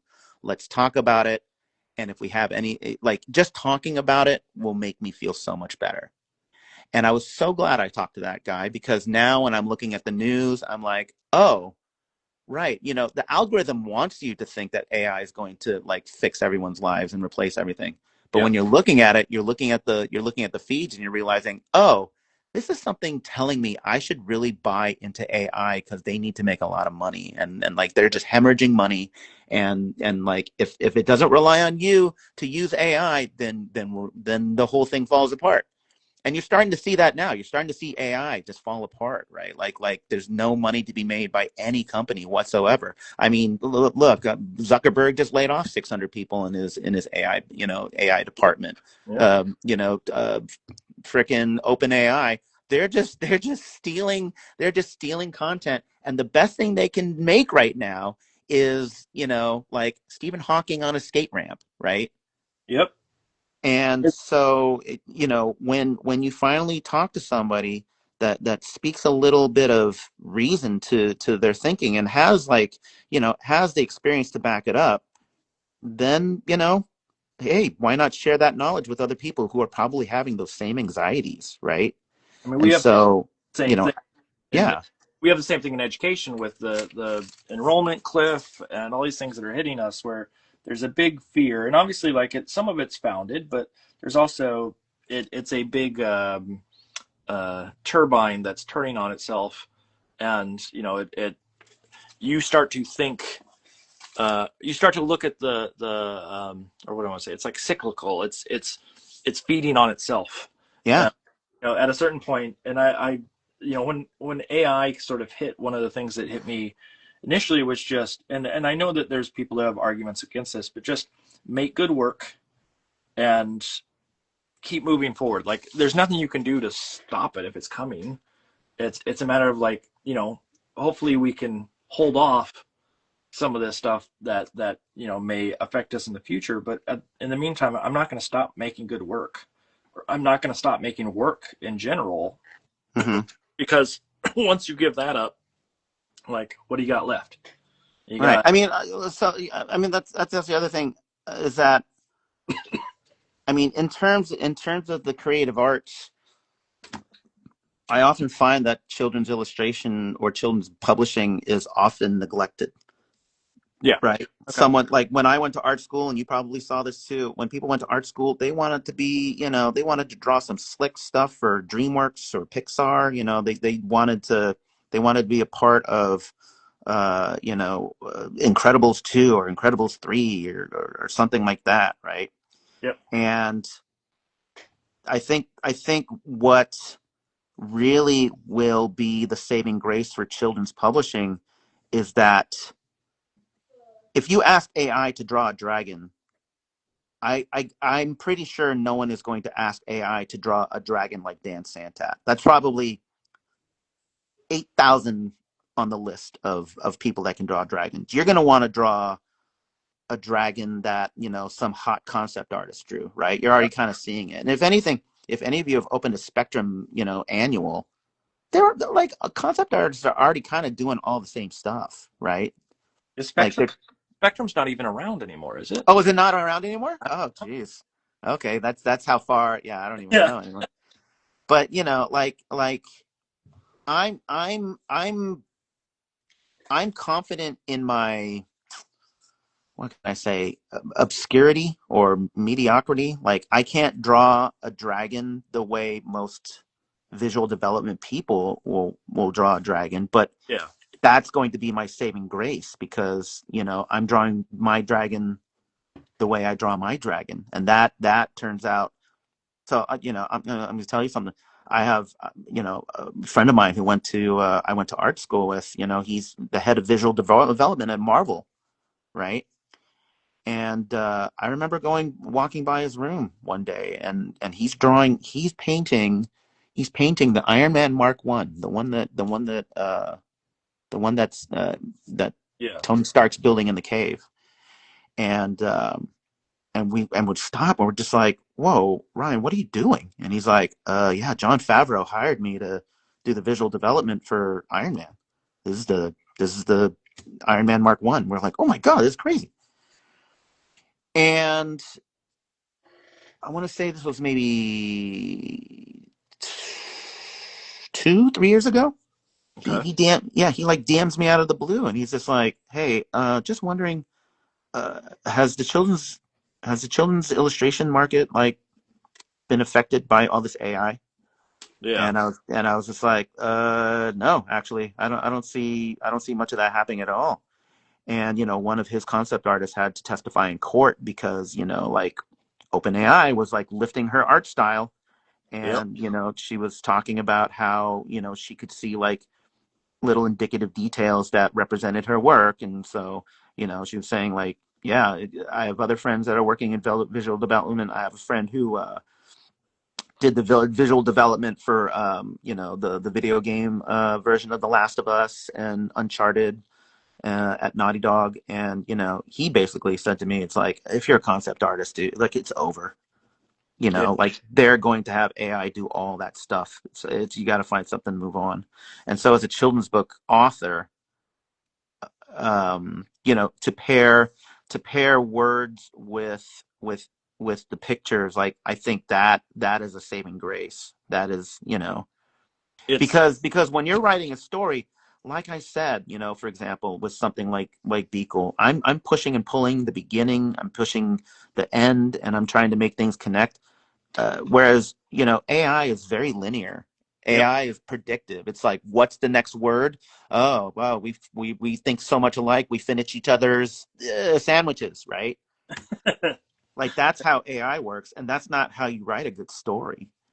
Well, it's even looking at the idea of like, talking about that universality or the stories that made you and other people cry or made like, I understand that AI can do some of that, but it's never going to have the heart Right.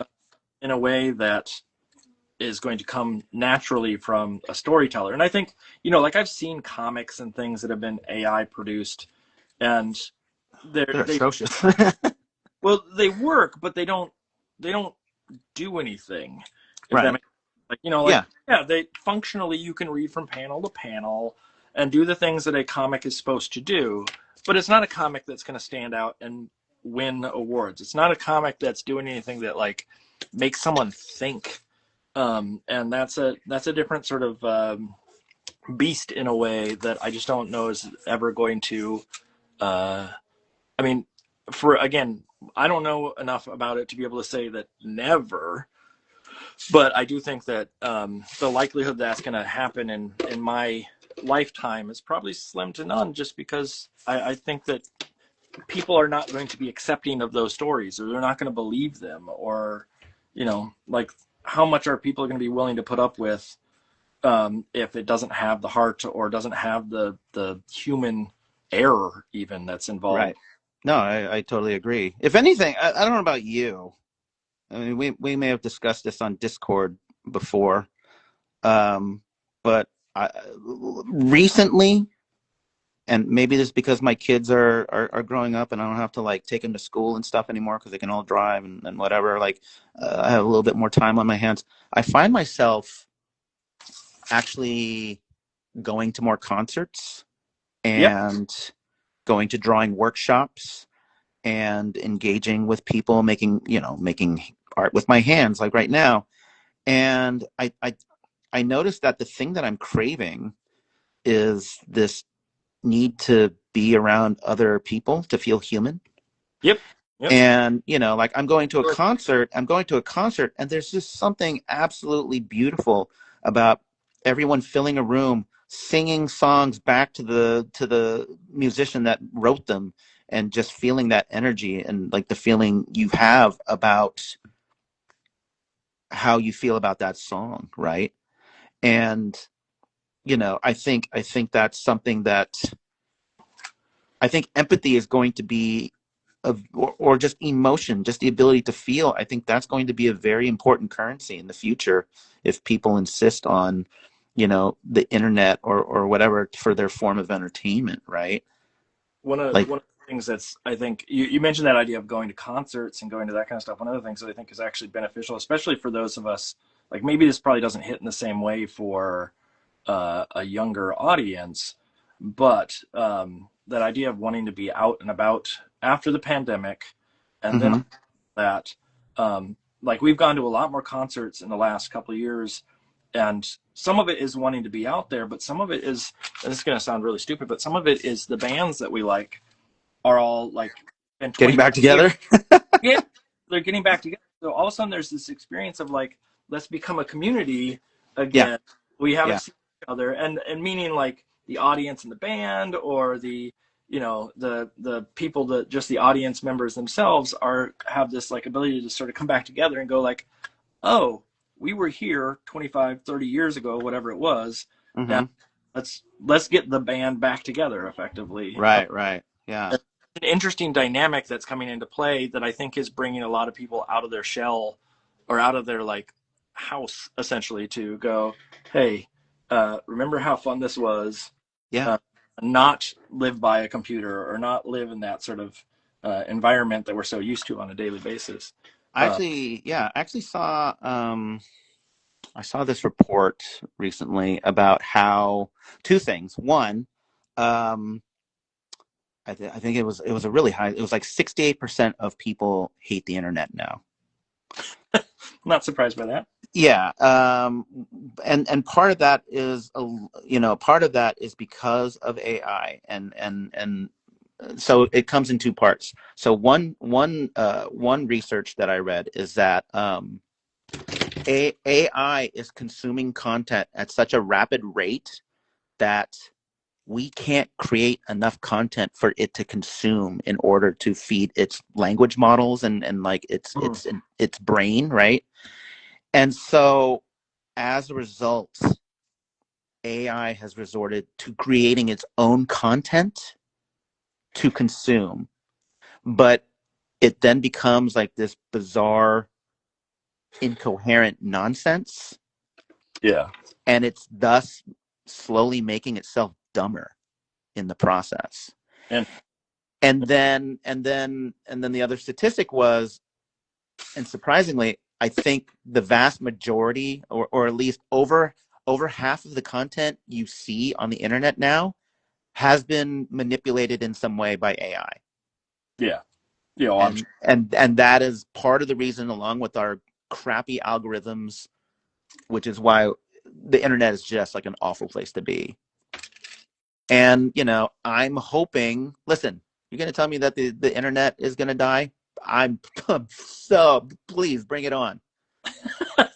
You're gonna tell me that AI is gonna die a slow death? Yeah, bring it on. Yeah. Give me more good news. Yeah. But if you're telling me that the end result is that we're going to maybe slowly pave a path towards being human again, I'm all for that. Do you find, I mean, obviously, like, you're out there on the road and you're talking to lots of like folks in kidlit at various events and things of the sort. Do you find that there's this conversation happening on the regular, or do you think that there's like, I don't want to say pushback to it, but do you think this is something that's on the top of a lot of kidlit folks' heads? I think it's on top of their heads, but they don't say it out loud publicly. I think everyone's kind of stressing out alone. Yeah.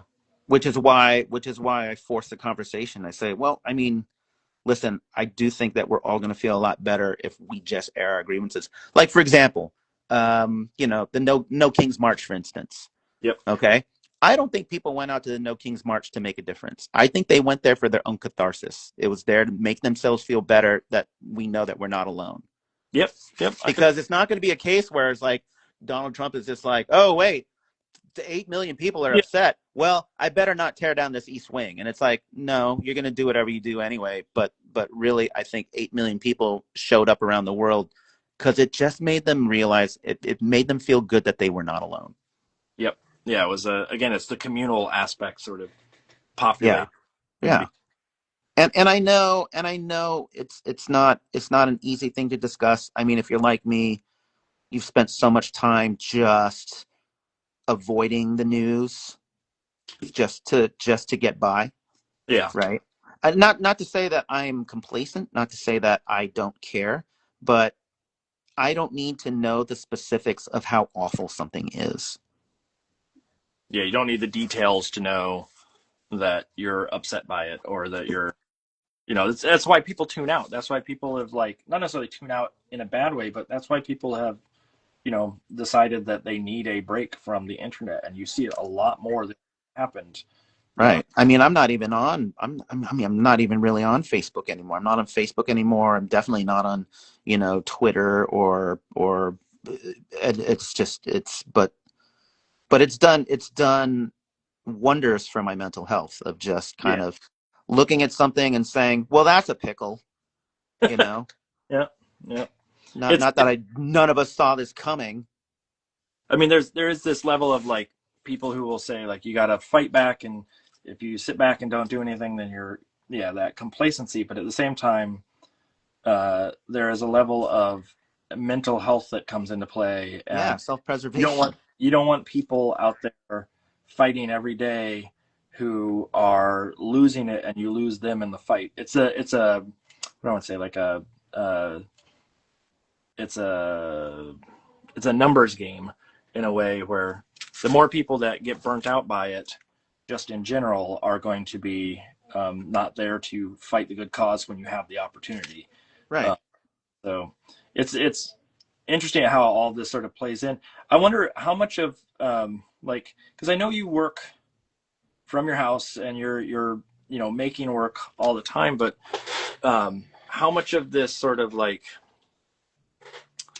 thought process goes into, I'm going to sort of swing it back to kidlit in the way of, how much does this thought process, thinking about how the world is, falling apart, or the world is, going to survive, or whatever it may be, how much that shows up in your art making, in a sense, like, as far as activism in art, as far as trying to fight the good fight. Yeah.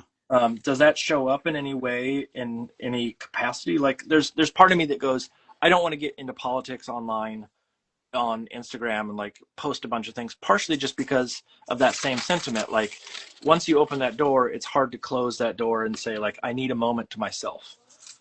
Right, right. So here's my I don't actively often speak politics on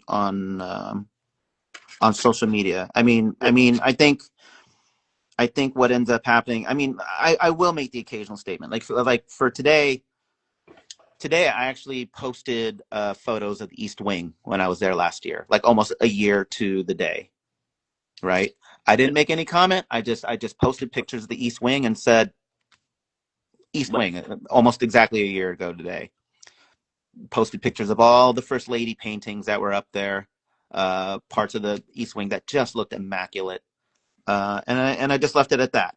Right. Um, I think if you looked at my older posts, you could say like, oh yeah, no, he clearly doesn't like this dude.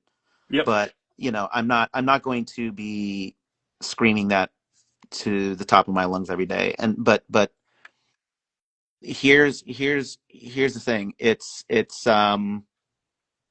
if you do make it a priority in your feed to be that disruptor, then those people that you hope are listening will turn off, right?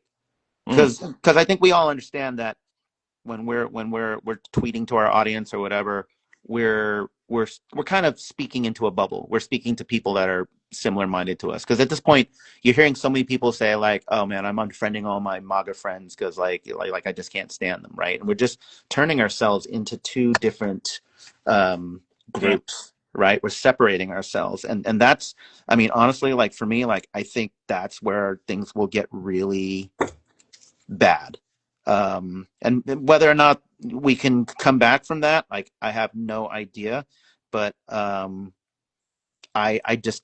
don't want to completely close that out. At the same time, I'm not engaging with those people for the most part. I've just completely disconnected from social media because just overall, I think it's just a horribly toxic thing.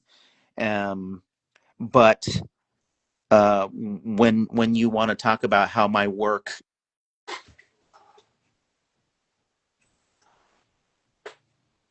Uh-oh. Did we lose Dan? Yeah. Oh, we lost audio there for a second.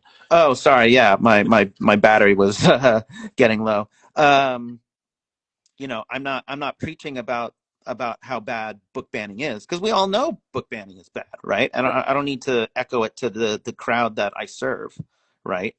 Um, but in my work, so for example, one statistic that really had me concerned was, I forget where the report came from. I want to say it was like MIT, but they said that in the study, in the last 20 years, reading for pleasure has gone down 40%. Now, you can make a case for book banning. You can make a case for underserved schools. You can make a case for, like maybe we're just not teaching it the right way. Regardless of what is right or wrong, it's not helpful to argue about it. And so when I talk about my own work, I think it's important to give something that can help fight that problem, right? And if the issue is not finding a joy in reading, then I'm going to make a fun, silly book, right? So I've got this big series coming out called, A Fish Boy Named Sashimi. Actually, I drew him here, him and all his friends, and it's just completely absurd. And it's not preaching to any one thing. It's just let's just have goofy, stupid fun, right? No. And because once that door's closed and people perceive you a certain way, it's very hard to open that door ever again, right? Just based on a judgment, just based on, like, I mean, look, there was a period where someone would see like a red baseball cap and they would just get triggered, right? And so, my intention was, look, I'm still your children's book buddy. This is what I'm working on.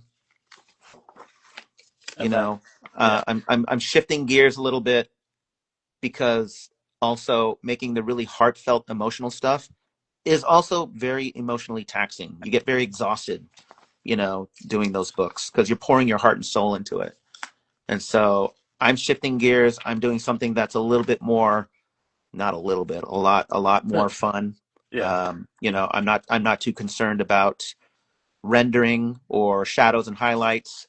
I'm just trying to put out like a really funny, silly story that I hope kids can connect with. So, I'm not actively vocally, you know, showing my disdain for the world, but it's my little way of saying, well, okay, well, how can I use my creativity to Yeah. nudge it in the direction that I hope it can go. I hope kids fall in love with reading again. I hope, that the values that are in here reflect. I mean, I that's mean, the there was this amazing tweet that I saw. Not a tweet. It was an Instagram post. And they were talking about, it was, it was meant as a joke, but when I read it, I was like, that actually is a lot deeper than you realize. And the text was basically like, oh, if you're watching a documentary about a whale and it eats a shrimp, you're going to say, oh my god, it's feeding time for that whale, that's awesome, right? okay. But if you're watching a documentary about a shrimp Yeah. and it's eaten by a whale, you're going to say that bastard took that shrimp's life, Yeah. Yeah. right? And right now we're in a country where everybody sees things in two completely different perspectives. And the last thing I want to do is be on Team Montague or Team Verona when they're ready to go at each other's throats. I don't have enough years in my life to sit there and be depressed even more than I am. Do you So, do you have and this is gonna like one of the thoughts I have is these are all like super deep sentimental feelings, and then we go out there on the road and you go to a gymnasium or to a mm-hmm, aquarium and you sit there in front of little kids, and I'm wondering about like the reward factor in that, and the like almost like it's like a vacation away from some of the daily life, to go yeah, like to talk to kids and be like, let's be goofy, let's be silly for a minute, let's talk about fun things. yeah, And I'm wondering about like, this is a very specific question, but there's environments that are more accepting of um, sort of kidlit, or mm-hmm, of you know big topics like that with young kids, or mm-hmm. just allowing kids to be um, thoughtful and whatnot. And I'm wondering, have you seen any of that while you're out on the road, in the sense of like the expectation of having to be um serious and try to like convey these brilliant ideas to kids versus just being like, let's have fun for the day and be idiots? Right. Good question. So I find more often than not, like when I'm invited to speak at a school, it's a librarian that's trying to do her job, right? And it's the politics that get in the way. And so I've been to places where I'm very aware that my politics do not Bye. jive with the Yeah. community, right? And Yep. so I'm not there to shame everyone. I'm not there to like wave my finger and say like, how dare you this and that, right? You've invited me to come speak at this school and I'm getting an opportunity to speak. And I'll be honest with you, like, like we as Americans, we all want the same thing. We want our kids to be happy. We want them to be educated, fed, feel safe. Um, but there is definitely this thing in social media that will pull out an algorithm and say, "Oh my God, you see what happened in Texas? Oh, did you see what happened in Florida? Like those people suck, right?" Yep. Yep. And then you go to those places. You go to those places in Florida. You go on those people in Texas, and you talk to them, and you engage with them, and then you realize, okay, we can have a calm, civil conversation, and our politics may not match, but there's definitely an element of social media that tries to like tear us apart, and Yeah. and again, like, just from my experience, I'm just thinking like, oh, okay, it's Twitter, it's Facebook, it's all those things that get in between these people and be like, oh, do you hear this awful shit they're saying about you? Like that's how they keep going. That's how they grow, right? And is it, And and yeah, and this world really needs like a moment of calm. yeah, it's interesting too. Like in the industry that we're in, that idea of reaching out and like our job is not um, to get too heavy into any of that. Our job is to like give the kids an opportunity to read, to learn something, to whatever it may be. And like, as much as I want to sway or have my say in those situations, like that's not really what the job is. The job is to get kids to understand language or to have a love of reading.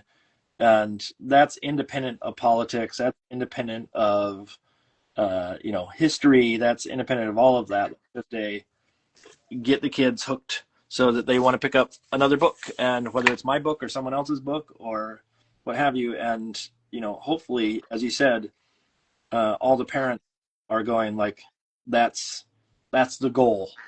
I don't know if there's any parent out there that's going like, I don't want my kid to, or I don't want my kid to have a good time. And when I mean, it really, all of it really depends on the situation and depends on sort of who's involved. But as you said, like you get hired by the librarian, or you get hired by the art teacher or the media specialist at a school to come in. Mm-hmm. It's with the intention of entertaining the kids and getting them excited about reading or getting them excited about art or whatever it may be. Yeah, I mean that's why I do this. It's like Yeah. children of the last bastion of innocence, right? I mean, I'm not trying to. Whatever I say is not going to. It's not going to make a huge impact on uh, the decades of nurturing that they have from their community and their families, right? Yeah. Yep. If I go in there and I say something, it's not like, hey, you know what? I've seen the light. I'm 9 years old and I've seen the light. Yep. It's going to be like, listen, I was raised to think this way. It's probably going to be this way for the rest of my life, right? And so it not that I don't try to let them see my point of view, but at the same time, I also don't want it to be what defines me. I don't want it to be my identity. Yeah. Yep. You want, you want the kid to go home at the end of the day and go, Dan drew this really cool picture. Yeah. Yeah. Dan Yeah. can't tell us how we were wrong. I mean, Yeah. among other issues, hey, listen, I know that when there's school budget cuts, the arts are the first thing to go. Yep. I'm here to encourage you. Please keep drawing, keep painting, Yep. keep making art, right? Like that's the little thing that I want to do. Because if everyone's just arguing about stuff, then nothing gets done, and nothing gets encouraged. And I've just decided, you know what? Let's talk about the other things. Because I mean, like let's talk about like when we talk about the pandemic. I think we did a horrible job with our kids, and most of these kids, they're not even sure oh, were we supposed to wear masks? And it was just a Yep. nonstop argument about yes masks, no masks. And in the end, after all of it blew over, every adult just moved on to the next argument. They didn't even take the time to ask the kids, like, are you okay? Like, they just moved on to the next argument, right?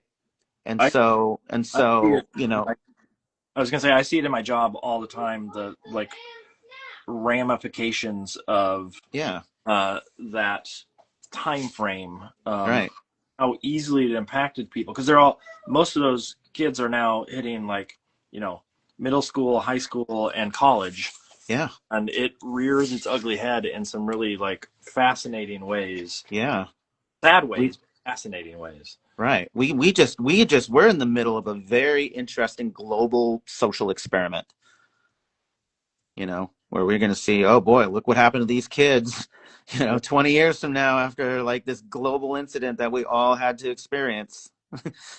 The whole pandemic in general is like fascinating to me to think that we, here we are on the other side, or what most people would consider on the other side at this point, Mm-hmm. uh, and how crazy of a thing that is. I mean, thinking about like all the people that through the Spanish flu, Yeah.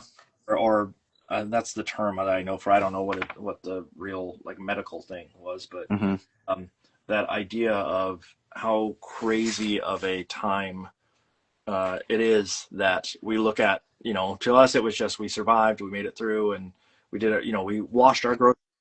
But 100 years from now, they're going to be looking back and like, man, that was an intense thing those people had to go through. Right. I want to shift gears for 1 second because I meant to ask this question fairly early on, and it's a real shifting gears. It's a Okay. drastic change. Yeah. Because I talked to you about it, I think online the other day, or the meatball uh, that you posted that you ate your dog. I know that subject or like that you like to try weird food.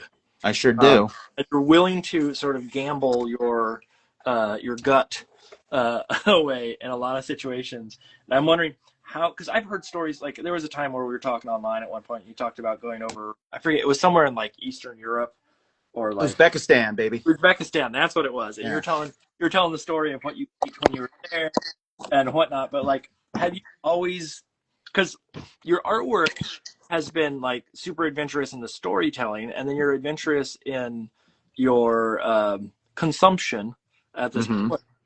Um, I'm wondering, like, has that always been something that's ingrained in you? This ability to uh, take things that are not intentionally intended to be ate, pop them in your mouth. So hold on 1 sec. Weird, I need to adjust this. I yeah. had to put a charging battery on there. Hold It on. was a weird question on my part. I know that, but No. I'm just fascinated because I'm not someone who is very adventurous in a lot of things in life. And then I see you taking on these foods or what have you, and I'm like, I don't understand. So I'll say this. I am someone who sees eating food as a privilege. Okay. So for example, you go to a poor community and like, you'll have a kid that can't even afford lunch. Yep. Right. And then take that and then go travel around the world and then see the cuisine that people take a tremendous amount of pride in their culture. So talking about the whole thing in Uzbekistan, right? I went there. The quick summary was that I somehow was invited by the first lady and the president of Uzbekistan to go speak at a UNESCO conference to talk about the importance of preschool education. Don't ask me why, how I ended up there, but they called me and they said, "Can you be here in 36 hours?" And I ended up there, and they served me this dish called narin. And before I bite it, and at first I thought it was like pork or something. It was clearly some kind of meat, but it wasn't a meat. Like I looked at it and I was like, I think this is pork. Yeah. And before I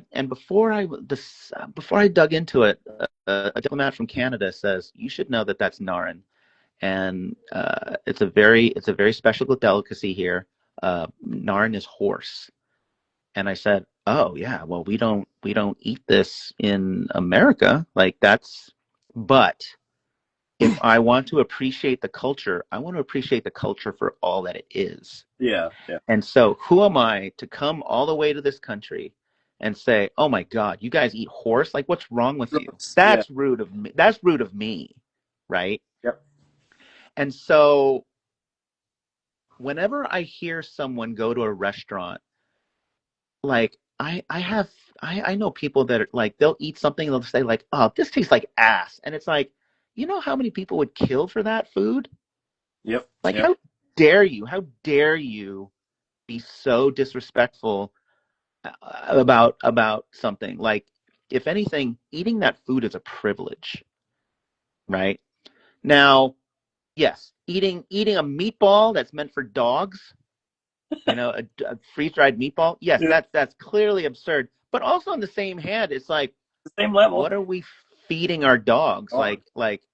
I remember I did this in college where I was at a pet store, and then they had free samples, peanut butter flavored biscuits, right? And I was just like, is this really peanut butter flavored? And I took that biscuit and I ate it, and I said, there is absolutely no peanut butter in this, right? Yeah. But when it comes to trying different things, like as absurd as they are, um, I just find that it is, for me, I mean, two things. One, if I'm going to go to a different country, or if someone makes something, I'm going to try it because I want to be respectful of that culture. Yep. When I was in Singapore, they were feeding me pig intestines. And, they even warned me in advance. They said, it's going to smell exactly the way you think it is. And I said, well, you know what? I appreciate that you want to share this with me, and I will try it, and I will try it without judgment. Right. Yep. But at the same time, it's like, hey, you know what we have in America? We have this thing called hot dogs. Oh, what are hot dogs made out of? Honestly, No I one couldn't knows. tell Yeah. you. Yep. And Yep. yet you want me to convince you, like, yeah, you should put this in your mouth, right? Yep. It's just based on the culture that you were raised in. And you're like, okay, well, okay, like, you people eat hot dogs. The And that idea of, like, when I was in China, I was one of the concerns I had was I didn't know how to read the language of any sort, and so of course right. it's like, you get something to eat, and you don't know what you're 100% walking into. uh, Uh-huh. but at the same time, like, as you said, there's this desire to not, like, we were sitting down at one point with the education secretary of this huge province in China, and it's like, kind Mm-hmm. of down and go like, gross. I don't want this food. Right. And go and you try it, and some of it was amazing. Some of it, I don't know what I ate 100%. I know that I asked if it was vegetarian at Mm-hmm. one, and they gave me that information, but they didn't list the ingredients of any sort. And it's still that idea of, like, you take the leap of faith. It's just, I know that after seeing stuff online with you, that you do have the tendency to, like, be willing to try things that a lot of people would be, would go ew. Um, Yeah. Eating that meatball, like, effectively, it's just freeze dried meat. It's not Right. like, I'm hoping you're not buying your dog something that's horrible, but that idea of the simplicity of it, and the thought process of, like, why not, is always sort of an interesting visual online, and I'm sure it gets a lot of shock from people, saying, like, I can't believe you had this thing. Um, yeah, I I mean, had they a could friend. say that about a lot of Yeah, that I've had, and but like I said, it's for me, it's especially when I travel. When I travel, the first thing I'll do when I visit a new country, I'll go on a food tour. I want to yeah, try everything. That's like go the to the best way to store. know a culture, right? Yep. But the thing I hate the most, and there's so many people that do this shit, they'll hate something before they try it. Yep. I fucking hate that. If you're one of those people out there that do that, you got to check yourself. You got to think to yourself, like, what is it about your attitude towards this thing that, like, it's there's this like, there's also, because at the same time, there's people that will judge me, and they'll be like, how can you eat that? And it's like, how can you make judgment without experiencing it Yeah. first for yourself? Like, that's even This that's is even more disappointing. this is a conversation I'm hoping my son is listening to upstairs, who are trying to get to try more things. And it's like, yeah, the judgment call before it happens is Like, always, for me, like, that's upsetting. yeah, And but then most of the time they take this higher road where it's just like, well, God, I would never eat that. And it's like, well, you're too fucking good for this? Like, Yeah. Shut up. Is there It any really upsets me. Like when you know, it's like you don't try something, but then you think you're the better person because you didn't experience it. is there anything that you've tried like food wise like that has become a staple, or has become something that like you go, ooh, I want this in my regular daily life?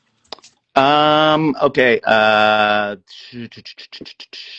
I mean, when I was a kid, I hated tomatoes, Okay. but as I grew up, for some reason, I kept trying tomatoes, and I don't ask me why. I think there was a period where I was just like, I need to understand why I hate tomatoes.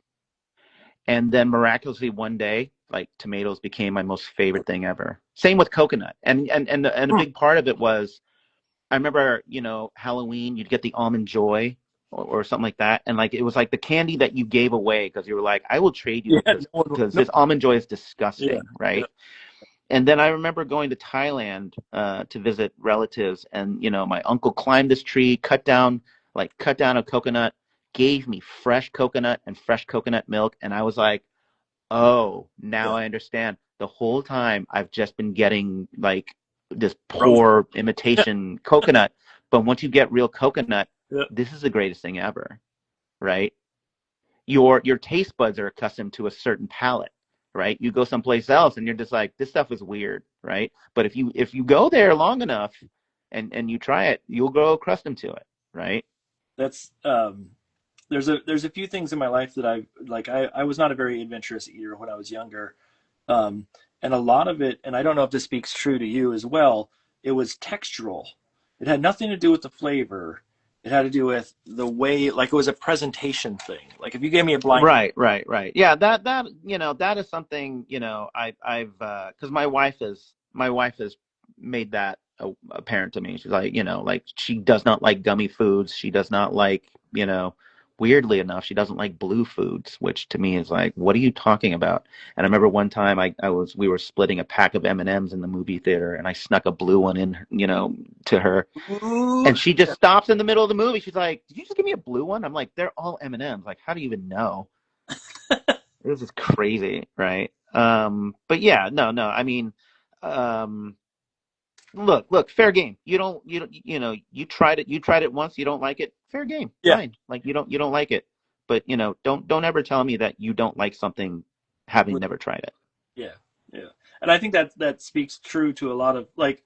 There's a lot of this is going to be a weird transition as well, but I have a lot of prejudices towards things that are unfamiliar to me in the sense, not necessarily people. That's not what I'm speaking about, but like I have the tendency, and this is going to go back to Kidlit for just a second. I tend to have this hard time looking at artwork that I don't particularly find is my like aesthetic of choice, and so I Mm-hmm. brush off certain content. So like there may be a book that's available to me, and I go like, oh, I won't read that because it doesn't look good. Which Sure. it's a horrible argument. Like some of the best books that are out there have no visuals to begin with, or the artwork is dated or something of the sort. And I feel bad because sometimes I do sort of like negate things too easily and too quickly, because I just it's new or it's challenging of some sort. Um, Yeah.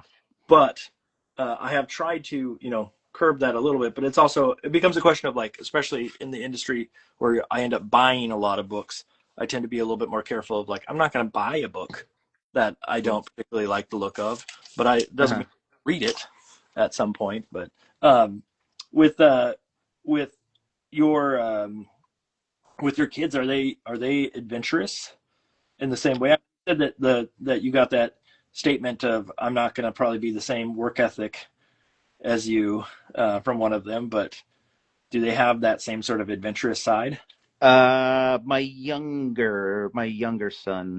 youngest son does. The older one, I think there's quite a bit of stubbornness in him that his mother also has, and I don't press him on it because it's like what am I gonna do? Like sit there and be like, oh, you're not leaving this table till you eat all this gruel, like no, it's but also it's one of those things where it's like, wow, you literally only eat three things, Mm-hmm.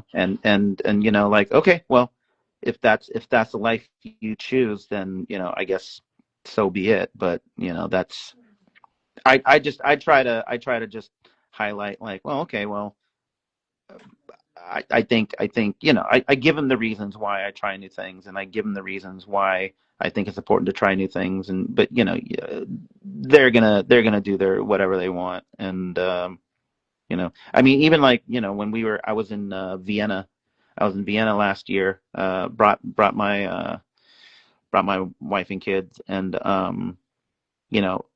wanted to get Viennese food, and a lot of it was like schnitzel, and a lot of heavy meats and things like Yep. that.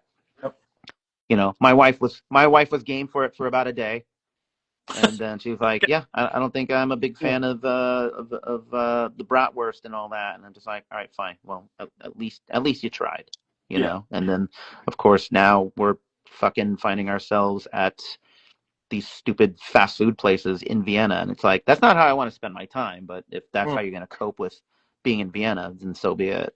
Yep. No, that makes sense.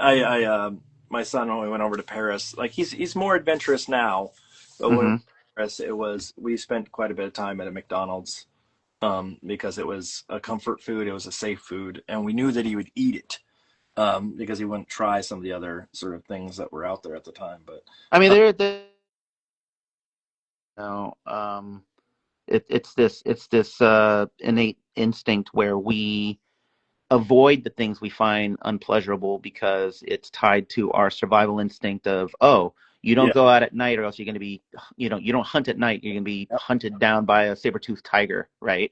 yep, yep. Things like that. And like, but like, hey, guess what? Now we don't have to worry about saber-toothed tigers. But what do we do with that innate animalistic instinct? We avoid getting different flavors at, the ice cream shop because we're afraid we're going to be disappointed, That's you true. know? I'm a cookie. And it's like, okay, like because we don't have to worry about those things anymore. But instead, it's just like, oh, what if I don't like Rocky Road? Like, okay, well, that's all right. I mean, and I don't know. Call it an extreme case of fear of missing out. I don't know, but I like to look at it and say that, I gave everything a fair shot. Is there anything that you tried, and we're talking food, but is there anything that you tried that oh, and I want to get back to the questions. There are questions here, but is there anything that you've ever tried that you're like, oh man, I don't ever want to see that again in my life, kind of situation? Uh, so let me tell you about durian. I don't know if any of you are you familiar with durian? Yeah, yeah, that's the Yeah, stinks, right?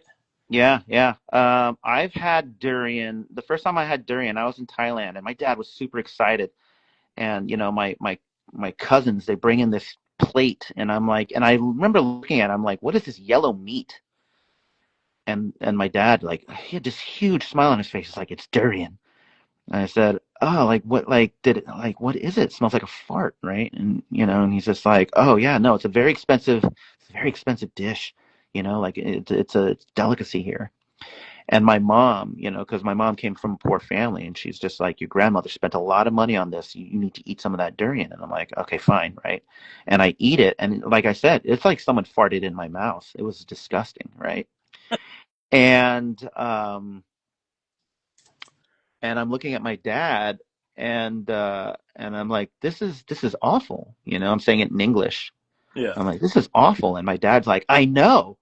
And I'm like, why did you want me to try it? And he's just like, because I knew it was bad, right? And I had a good laugh with that. But since then, I remember having conversations with other friends about durian, and they were just like, oh yeah, no, I've had durian. That stuff's awful. And then, of course, there's a case where some people actually love it, and you're like, oh my God, like, oh, I can't believe that there are some people that actually love this, right? And Yeah. then it turned into, well, now I need to understand why they love it, right? And I try it a second time at maybe another event.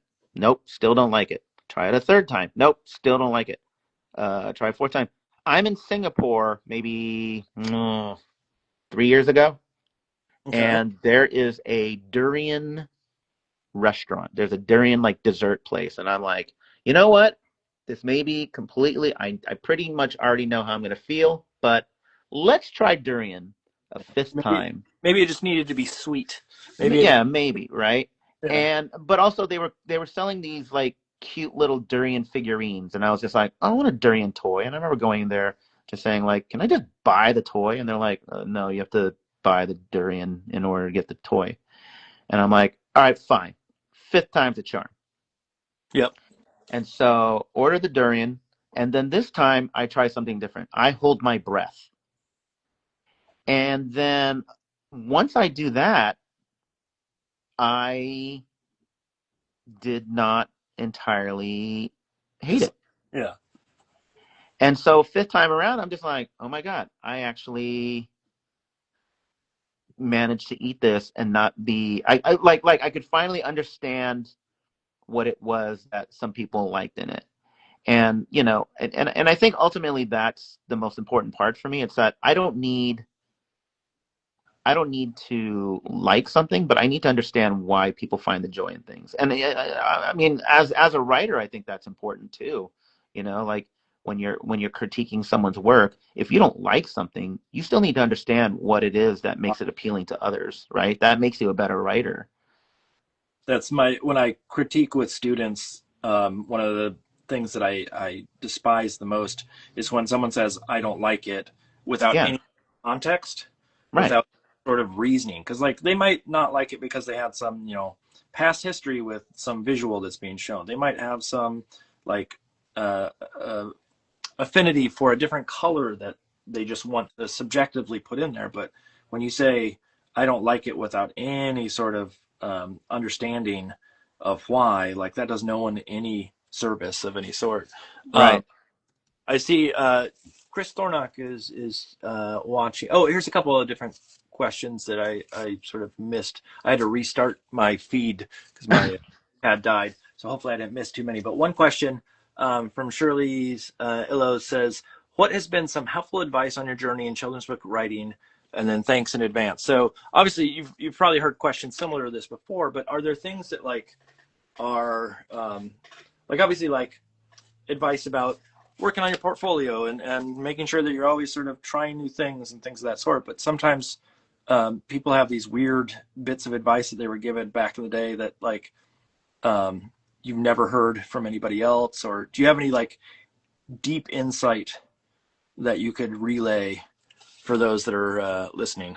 Um, I think more important than being able to draw or tell stories a certain way. I think developing your own voice is a very important thing. But in order to get to that point, I think one of the most important things you need to do is be able to develop a good sense of taste.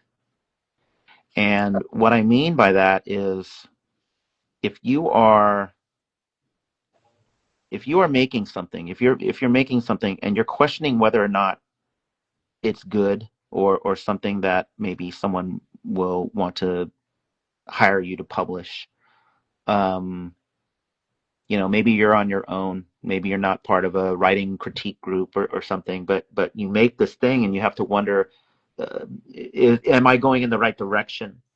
Yeah. You know, I think it's important to develop a good sense of taste, and that comes from imbibing a lot of content, that being movies, uh, TV shows, books, and you have to be very open-minded, meaning if you don't like something, it's important for you to understand why other people Why? like it. Yeah. It's the same Or if argument. you, yeah, if you love something but it's been panned by critics, you need to understand what it is that the critics see that you don't, Yep. right? You need to be able to exist outside of yourself and not be biased by your own opinions, right? And I think, like I said, that kind of leads into my views on like eating food, right? It's very important to be able to understand why other people think the way they do. And it's very important to have that different line of thinking in order to improve on your craft. Because it like I'll give you an example. There are some authors out there who can make very beautiful, heartfelt, meaningful books, but no one buys them Yep. because they don't have that commercial appeal to it. And the thing is that they don't see that. They don't see why people don't want to pick up their book, right? At the same time, there are people that have a lot of commercial appeal. They can sell a lot of books, but for some reason, maybe they're panned by reviewers and things like that, and they don't see it, you know. And like take George Lucas for instance, you know. You take Attack of the Clones, and the only person that likes that movie is George Lucas because he was too close to it. He couldn't see outside of himself, right? So it's important for you to develop a good sense of taste, and that comes from taking all kinds of opinions and then examining them. And of course, there's going to be bad reviews that really don't, like, some people just want to hate, right? But sometimes you can read a review that will actually say something and you can learn from it. So it's interesting because there's so many authors I know that they say, like, you know what, I don't go on Goodreads because I don't want to read the terrible reviews. Yep. And I am opposite of that because I don't ever want to believe I'm in a place where I'm too good for criticism. Right? Do you find that the like one of the reasons that I hear about Goodreads, and I am someone who, like, I've poked in it, I've seen what people have said, and some of it is, you know, justified, and then sometimes it's sort of out of left field. It's, you know, I didn't like that color they used or whatever, and I agree with Right. the sense or the argument that you're making of having an understanding of why. But with that argument, do you think that you look at some of those sometimes and go, they don't understand? Oh, Or sure. I mean, like I've read some reviews where I'm just like, oh yeah, no, you're just insane. I'll give you an example because I mean, sometimes you'll read a review and you know, sometimes you go to a dark place and you go, you know what, I need to see what other books that they gave negative reviews to. Yep. You know, you're like, oh God, you like gave 1 star to Hugo Cabret. Oh, you gave 1 star, and then you kind of realize, oh, and you're looking at it's just like you're reading my book, but like for all these years, you've just been reading anime and manga, and like this is totally not that. Like, no, Yep. something's wrong with you. Like you're like you're not. I can't take your review seriously because you know like you hated Hugo Cabret. Like I can't take you seriously. Get out of here. The speaking of reviews, I mean, obviously, like, Goodreads is its own thing, but with things like when I first started out, someone pointed out to me that Kirkus is pretty harsh with Mm-hmm. the times, and obviously, like, we all have our good reviews and we have our bad reviews, and it really just Mm-hmm. depends on the book, and it depends on who's reviewing. Mm-hmm. But I'm wondering when it's something that's coming from a reputable sort of news source, like, you know, Publishers Weekly and Mm-hmm. Star, does that hurt? Oh, I mean, listen, you know, it's funny because you get your reviews from Kirkus, and then sometimes you'll get the glowing review, and you'll be like, like Kirkus, like it's such a tough nut to crack, and like they liked us, that's wonderful. But if they give you a bad review, it's always just like, what do they know, right? Right? Yeah. You're always kind of like trying to like justify, you know, like whatever, what do they know, right? It always turns into Who something are to make yourself feel better. Of course, you know, of course you want to be, you know, praised by the reviewers. It sometimes you feel like, I don't know, sometimes you feel like you can make or break a book, which I mean, I think in certain cases it can, but um but sometimes like for example, like the top of my head? There we go. We had a camera or a live feed issue, and it dropped in the middle for whatever reason. So I'm gonna let Dan back in, and we'll have a lovely send off. Again today we have Dan Santat, author of After the Fall and The First Time for Everything and BEEKLE and all these amazing books. And so we just wrapped up in part 1, but I'm going to invite him in and do a little send off. So bear with me here real quick. I'm going to get back on my face and I'm going to invite Dan back. So give me 1 second. There it is. Get him back in. The feed altogether died, so my end even. So we'll see what happens here. So Dan, if you were watching, I've invited you back in.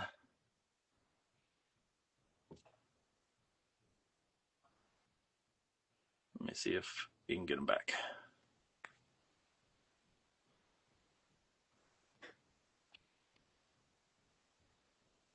There it is. Let me try inviting one more time.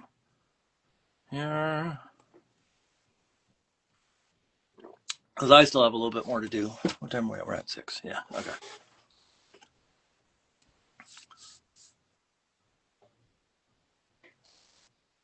Let's see if we can get them. If not, if we can't get them, we will do a lovely send-off without. But Dan is a wealth of knowledge. I can say that 100% through all this. Unable to join. Let me try this again. Okay, I'm going to try sending it one more time. Every once in a while it does this where it struggles to let people back in. Let's try this again. It takes like 2 shots with it for it to work. There we go. I'm here. Again, I apologize. I don't know what all of a sudden just died completely on this side. But I want to have a proper send off. So thank you for hopping back on. Sure. I was just saying that you are such a wealth of knowledge and like history, knowing all the names. I don't understand how you know all the names of these, like of all the people in Kidlit. I can't remember half the names at this point, but 21 years, man. it is. I knew that today was going to be a fun conversation and probably the deepest dive that we've done with someone, like talking about. Is that right? Okay. Real like hardy issues. You said are you the longest? We've had people go for about 4.5 hours before. Oh, is that right? And, okay. Yeah, and it's just this like we lose track of time, and those are the ones where it goes into like midnight, and it's strange. But this is lovely. I know that we talk online and we've had conversations, but this is really nice to sort of one, have you on, 2, have the same sort of conversation in front of people so they can see how you think and how you sort of process. But 2, just hearing more, I get inspired by sort of having these conversations with folks, and I can't say thank you enough for joining me for the day making. And I will try to hop back on Discord more. School has been nuts. And hey, at least there's people doing art still. So that's good. Trying to find the time to get in there. But I just wrapped up the book I was working on, and so hopefully I'll have more time to hop in and just sort of poke around. But I really appreciate you taking the time, and I wish you a lovely weekend. And tell your especially your boys, tell them that I was really impressed with their thought process on sort of thinking about college and Sure. Sounds good. Good. Otherwise, thank you again, and I'll be in touch. Thank you very much. It was great. All right. Take care. Have a good one. Bye. So folks, again, I will say that one more time. That was Dan Santat. You should know who he is. If you don't, get out from underneath the rock that you live under and go find his books and get to know him through his books. There's so many people that have grown up, especially with BEEKLE in particular, that so many sort of college age and up who sort of grew up with some of these books and some of the replacements, the show he did on Disney and things of the sort. And so I've had the privilege to have many conversations with him online on a Discord channel, and I knew that he was going to come in with some heat as far as like lots of information. So if you have not watched part 1 of this, which we hopefully is uploaded at this point and is loaded with conversation, go watch that. Otherwise, I'm going to continue. You will see on my wall right here is the doodle that I made. This is what we're sort of heading towards with the finish. And I'm going to continue this until it's done. And so what I'm going to do is I'm going to flip down and I'm going to put in the comments a Ask Me Anything, and I can't speak on Dan's behalf, of course, but I'm happy to speak on behalf of myself and help people as they... Is that a yell from Charlie? To me? I just thought, did you just yell something at me, bud? Noodle's noggin doesn't work, which was actually a phrase that my son came up with, because our dog is, without hesitation, I can say our dog is dumb. She is not a bright light in the education department, and so this piece is about Noodle being a dense one. Let's put it that way, a not so bright feature of our life. And so I'm gonna keep making. If people have questions, throw them in the comments, and I will try to answer accordingly. So, on little side notes, because I can relay other information while we're here. One of the, like I said, Dan is extremely well versed and smart and understands. Me saying he's smart sounds like that people don't think he is. That's not what I mean with that. But just really, like I said, when I first saw him talk at a SCBWI conference, I was taken aback by the thought process that he put into his books on things that I just kind of chalked up to being, I don't want to say like pointless decisions or anything of the sort, but I just never really thought about some of the things that he was doing in his books as being this like really important element.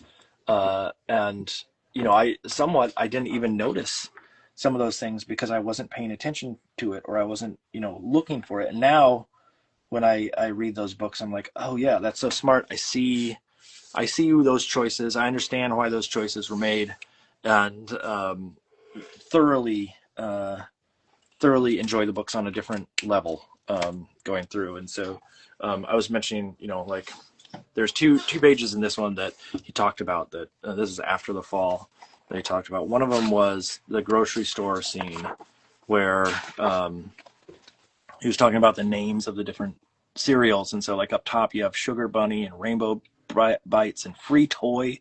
One is called Just Marshmallows. And as you make your way down, they get grayer and grayer until you get to the bottom where one of them is called Cardboard and Leaves, Grown Up Food, etc. And like what a smart decision to go through and do that to help imply that you have to climb up high to get to that. But then the other one was just the walking along the shadow. The edge of the wall creates a shadow, and he walks along that is so inventive and interesting, and something that like at the time I wouldn't even that wouldn't even cross my mind as a decision to put into a book. And so there's so many little smart things that he does, and so I was glad that we were able to get him on. Before I forget, next week we have on a friend and former guest, a person who I might refer to, and I think we'll always refer to as maybe the nicest person in Kidlit that I've ever known. A man by the name of Luke Flowers, who has done, I don't know, I thought I saw somewhere like he's done 70 plus children's books, a ridiculous amount. Well, ridiculous in the sense of that's a crazy number, but his work is so good that I'm not surprised that he's done that many books just in general. But he's going to be joining us and for a special sort of pre-Halloween treat, and we can get to sort of discussing that at that point. He has a new book out that I don't, wait, maybe I do have it here. Let me go grab that one. Let me see. I think it's probably sitting over here in the corner. It is it here? Pretty sure I have it. Just see if I can find it. Here it is. I think this is his newest one. It's very topical for the month. It is a book with Sue Gans Schmidt and illustrated by Luke, called Party Monsters on the Block. And so we were treated. Yeah, my wife said Luke Flowers is maybe the nicest person ever, or period. But he lives in Colorado Springs, and we had the chance to go out to Colorado a few weeks ago and got to actually sit down and have lunch. No, I guess brunch is what it's called. Brunch with him and another fellow illustrator, Kate Cosgrove, and Luke. Kate is wonderful too. Don't get me wrong; is amazing as well. But Luke was just one of those people where, like, he wrote really nice notes to us afterwards about how it was lovely to meet us in person, and it was one of those things where, like, I was taken aback by what a nice and generous person he is. So we're gonna have him on. So please tune in for that. Even if you're getting ready for Halloween the next day, tune in for that one. It's going to be fun. I have to figure out how to do this title work on this. I haven't even finished drawing all the little details and things that I want on some of these pieces here. Like I may actually, and this is going to maybe go against the grain of what I would normally do, but rather than trying to come back in and detail this out 100% and get the colors, well, I'm not 100% on the colors on this, and so I might come back and actually do some of the colors later with digitally, like alter the colors ever so slightly to get it to the level that I want. But yeah, surely hose. Let's see. AJ says, fun. Hello, Mark. I couldn't really see it well before on my phone when you were both on. Thank you, AJ. AJ, it is very true. The difference in conversation. I mean, I know. I believe you've met Dan as well, and he is like I said, he's a wealth of conversation, and oftentimes gets into these like deep topics when we're talking. And so, I have to remember how to spell evacuation. And so, yeah, we didn't get to talk about 6-7. Maybe next time.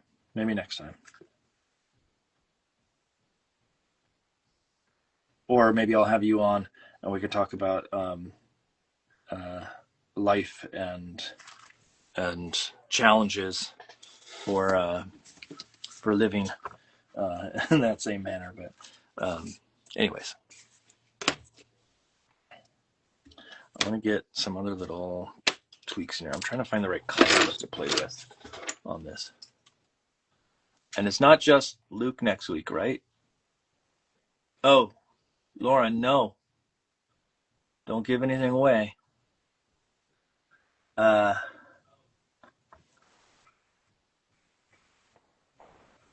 not sure my wife understands, but I will explain later. There's some stuff going on, but I'll explain it. Doesn't matter. I'm trying to get the last of this here.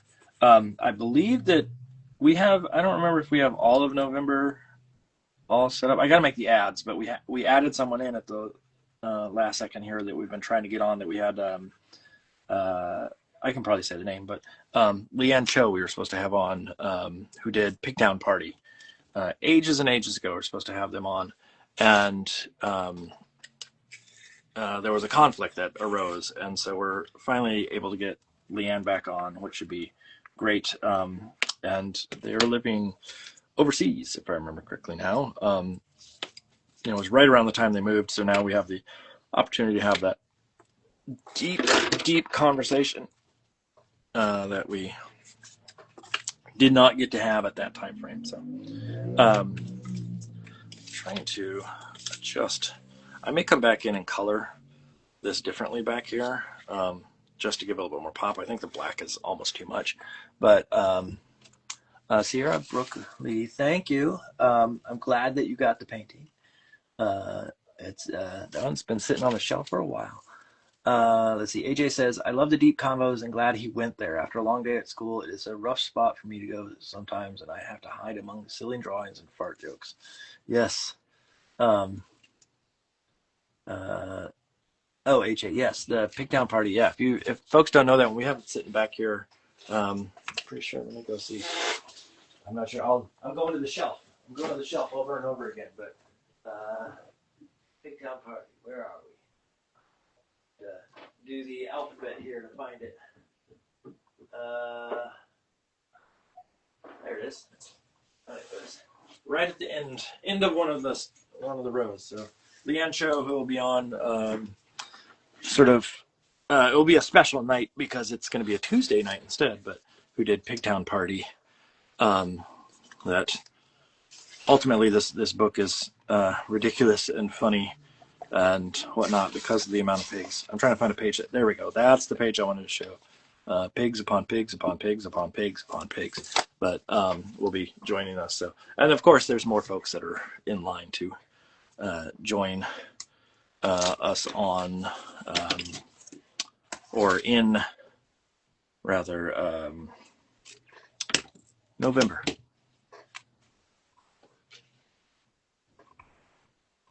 I got to get my noodle drawing up and sort of solve. My concern, I mentioned for a second ago that I was going to play around with maybe adjusting some of the colors. And I think it's a matter of like, I want it to be sort of cools and pinks and whatnot. And I'm worried a little bit about some of the colors in here sort of like punching up too much. And I might play around with a little bit of that, but we'll figure it out once we get there. I need to put in more things up here.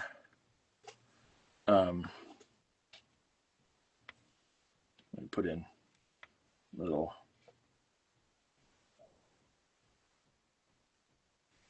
things that look like what do you want to call it? Machinery.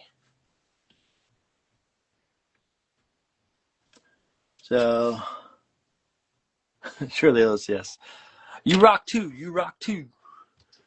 Okay, what did I want? Oh, I wanted to do some black wires that come out of stuff here and go up and then under.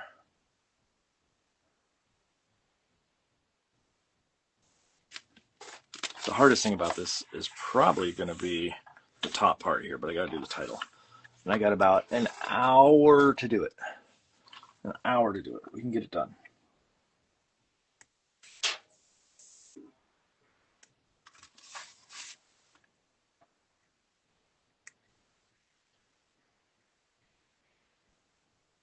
Okay. Also, for anybody that wants to know, my cat came down here and used the litter box. And guess what? It stinks. It smells nasty. They could have waited until I was done with the show and then done it, but no. They decided to come down here now and make a big old stink. And I will blame, I don't know who to blame for that, but I'm going to blame someone at some point. Someone's going to be in trouble about that one. Probably the cat, but. So what kind of questions do people have? How can I help?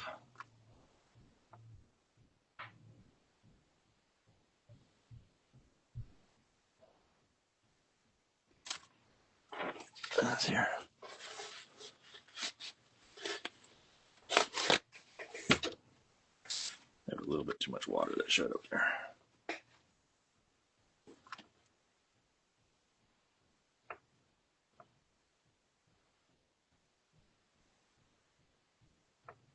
Doing a lot more painting on this one than I've done on other ones, and it's a little bit more cartoony, and less. I mean, it's weird, but maybe a little bit more like comic-y than some of the other stuff. Not as weird as some of the other things I do, but it's getting there. It's getting there.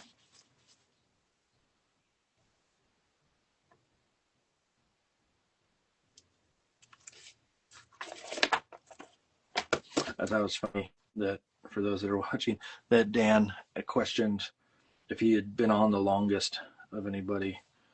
And he did go a long time, but not even close. Not even close. There have been people that have been on that wanted to go longer than what I even do. And I normally am the one who's, on the last bit until the end of time. But you did do an amazing job chatting with us there. That was a lot of fun. So here's what I'm going to do. I'm going to cut out each individual letter, I think. That's the only way to do this. And the reason I say that is it's a different font than what I normally do. So I have to cut these out and then put in the detail work, I think. And then the other thing I need to do is I need to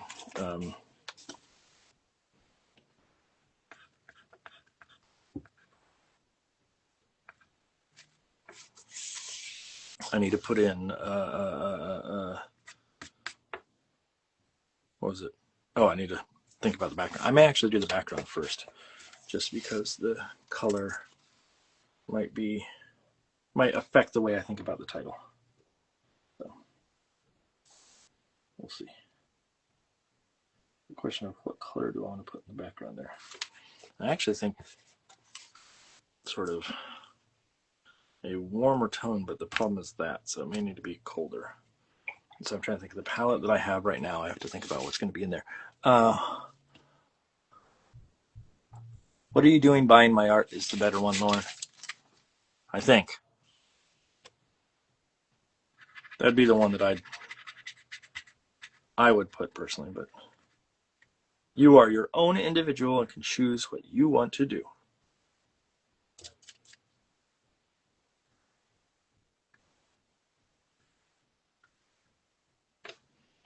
Okay.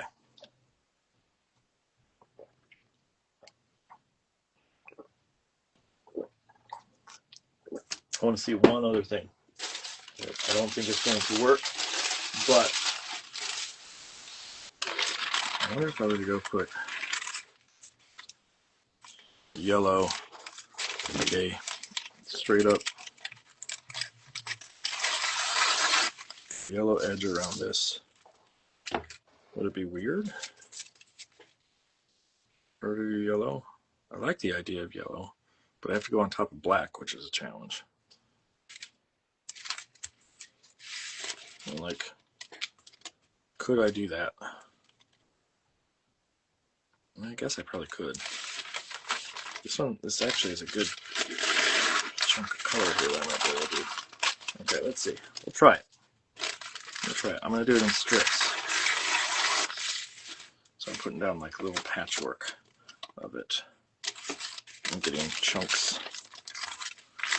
I know no one probably cares about what I'm talking about here, but I care about what I talk about here. And so that purple really punches. And so I might have to work around that, which is going to be a pain. But this is the challenge of not knowing 100% where you're going when you're going. So let's see what we can do.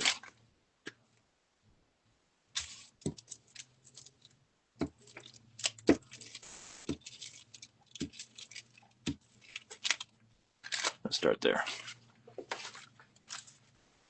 So does anybody watching have any questions for me that I can answer? Anything that you need solved that little old me can try to solve?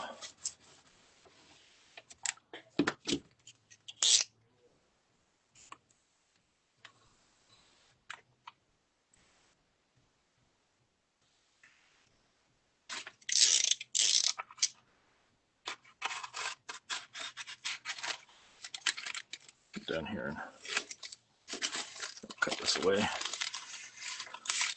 I'm gonna have to find like, how am I gonna do this? It's gonna be interesting. I have to fight this in here and then cut the tongue out accordingly. It'll be punchier. I actually kind of like seeing a little bit of black through in spots. For some reason that live feed keeps dying on me. What am I gonna be for Halloween, Lauren? Are you asking me or are you asking the viewers? There's not a lot of viewers on right now. They all said, oh, Dan's not on anymore? See you later. That's what they said. I heard him say it. I said,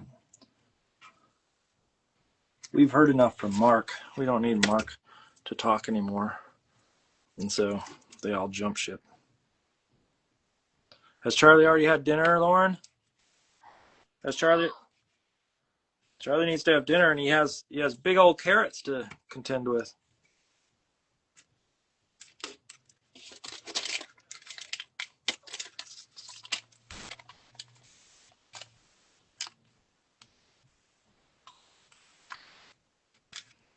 I'm gonna make. Let me see. How am I gonna do this? I have to figure out how to cut that out in a way. I also, if I do this, then I'm gonna have to go over those with white, but that's, I guess, not unheard of. I'm just trying to figure out the logistics on this, of piecing this thing together with yellow, this whitish yellow. It can be done. It can be done.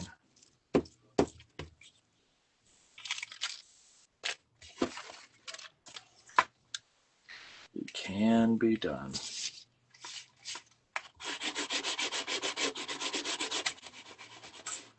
just has to be carefully done. That's all.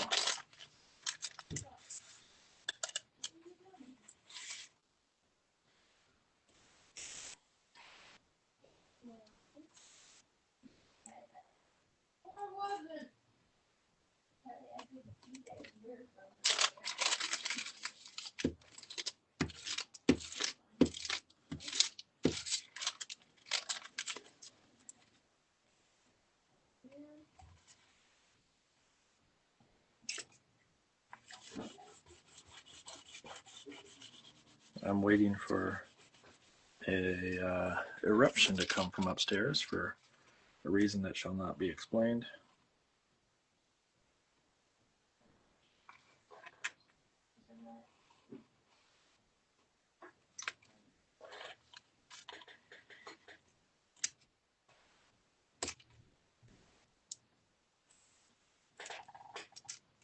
Let's see if I can do this.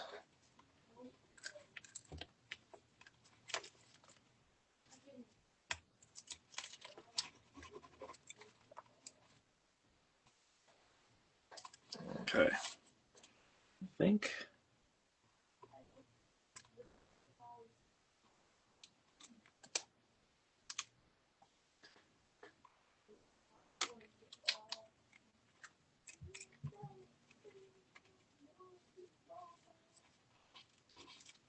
I have to be super careful on how to cut here, but I think I can do it.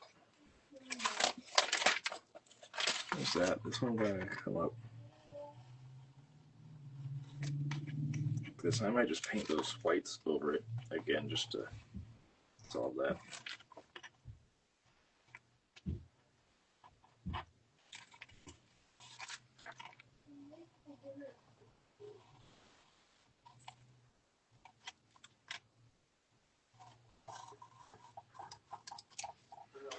Okay.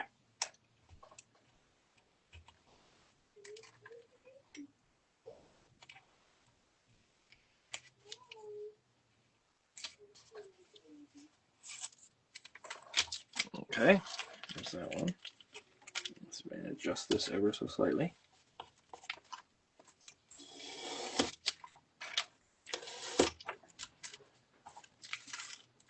We're getting there.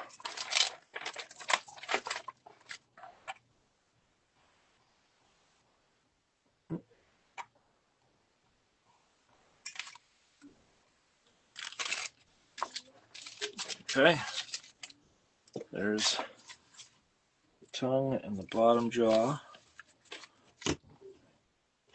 Again, I'm going to keep gluing down bits that need to be glued down accordingly. Keep adding. In fact, let me just do this. That's probably the best way to do it is put some glue there, come back, cut out the chunks that I need, and literally stick it down like this, and then just cut out the portion that overhangs.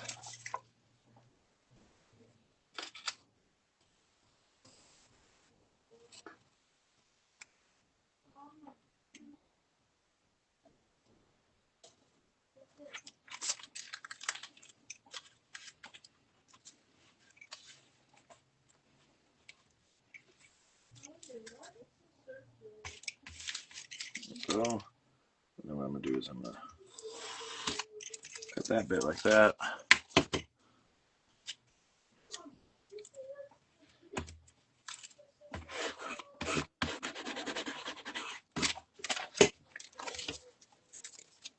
This sort of patchwork yellow.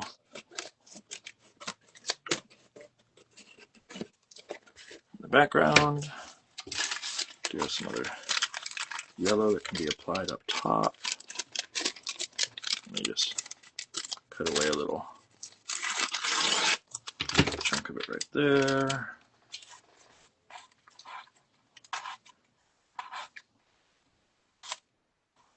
And I was trying to soften that edge and just pulled up a big chunk of it. There we go. That's fine.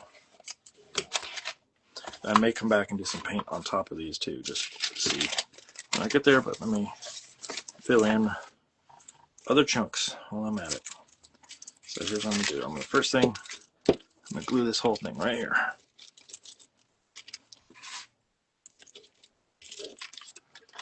Stick it down.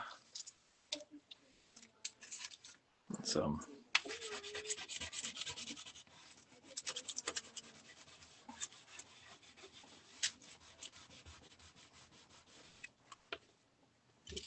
setup. And now I'm going to cut. Actually, I'm going to use my X-Acto blade, which is over here somewhere. And I want to use the X-Acto blade because it's just a little bit easier to do curves with.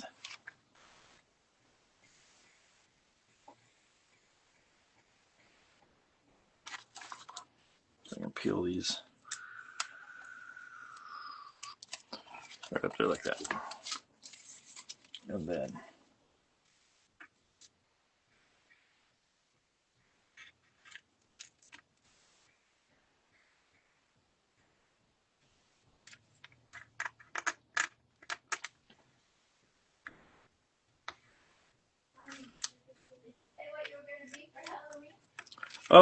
I'm going to be a mind flayer. Sorry, what am I going to be for Halloween? I'm going to be a mind flayer. What? What is a mind flayer? Lauren, you don't know what a mind flayer is? Oh, a mind flayer is from the game D&D. And a mind flayer is I don't even know exactly what a mind flayer is. My son can come down and tell us exactly what a mind flayer is. Grab your book and give us the proper definition of what a mind flayer is. I don't want your interpretation. I want the actual book setup of how does it describe a mind flayer? Oh, let me just look.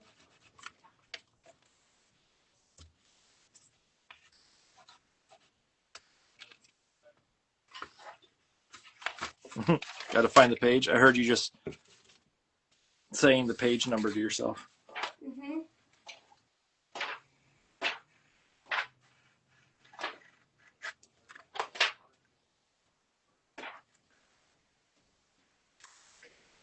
A mind flayer is a medium aberration. It is lawful evil. It's what? I just like the fact that you're going into it. I'm not laughing at you. I'm laughing with you.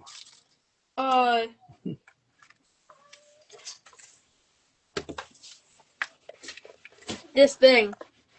I'm that guy, but I'm gonna be a not a very good version of it. I'm gonna be what we would refer to as a poor version of that, i.e., my costume's not gonna be perfect of any sort.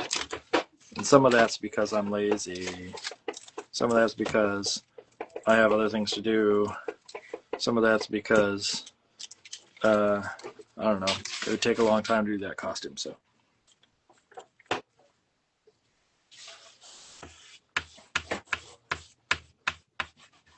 Thank you, son, for informing. You need these. I don't need those. Why did you just grab those? What? Why did you just grab those? I don't know. Did you hear Dan talk about eating new adventurous foods? Ew. Did you hear though? Yes. Okay.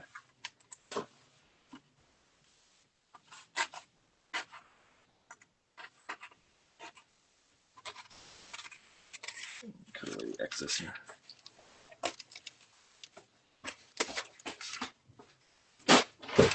All right, thank you for your D&D knowledge, for sharing that with people listening or watching. That was my son. He loves D&D.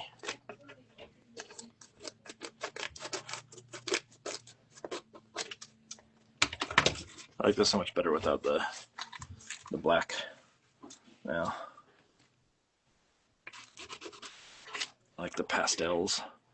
And so what I might do is just a little quick pass with a bit of a bigger brush, a little bit of yellow, a little bit of the white, make sort of a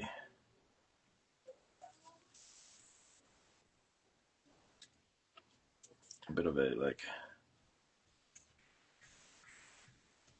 connection between some of these colors. Little tiny touch of red in there, tiniest little bit.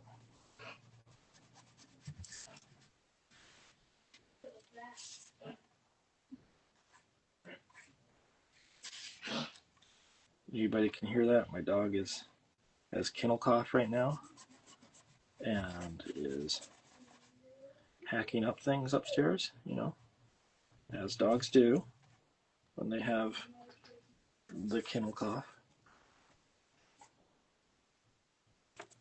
It's been a fun time in our household. This last weekend actually, my wife's car died. Not died, but just did not start. And then I had to drive. I was trying to take her car somewhere, and it died. And so I had to hop in my car. And then when I was coming back in my car, the check engine light came on. And so we had 2 cars go down in a matter of the same day. And then we had to get those solved. And then our dog got kennel cough. And so, that's how the world works sometimes.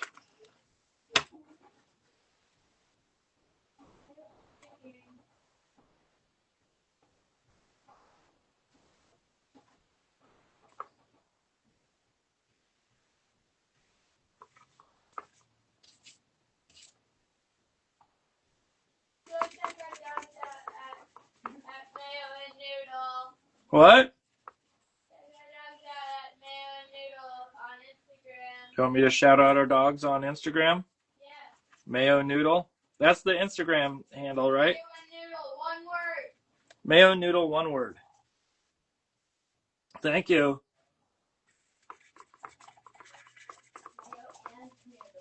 Mayo and Noodle, like A-N-D? Okay.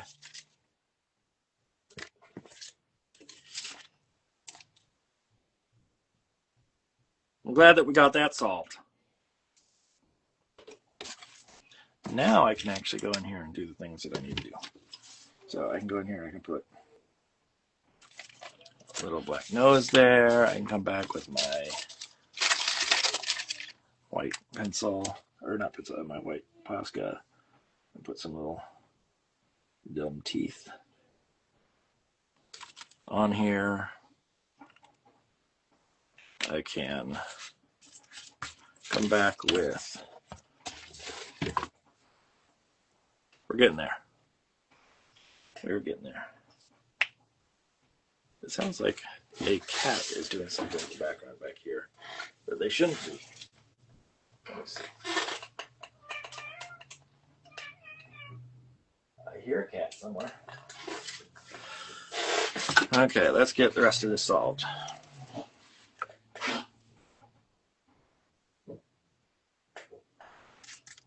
I have made a mess of my table.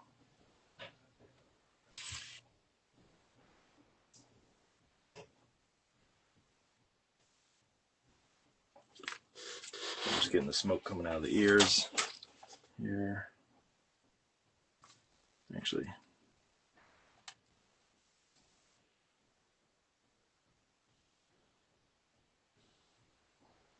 Cover up a little thing there too, called Learning to Adjust.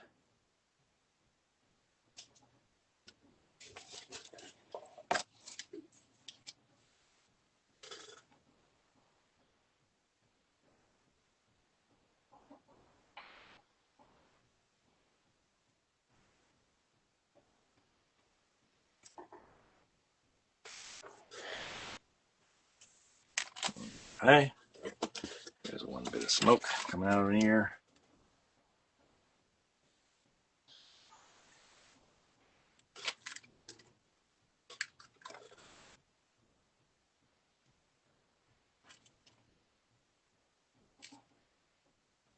Okay, let's see.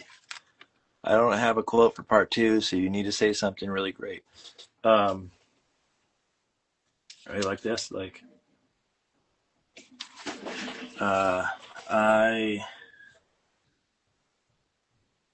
let's see, what's a funny thing that I could say there? That's,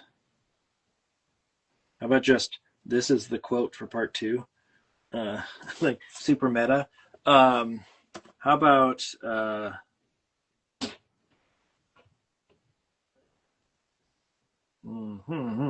let's see, what can I do?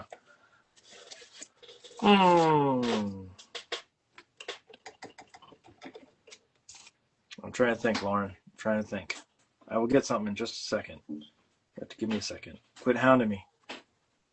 Just a second, I'll get you something.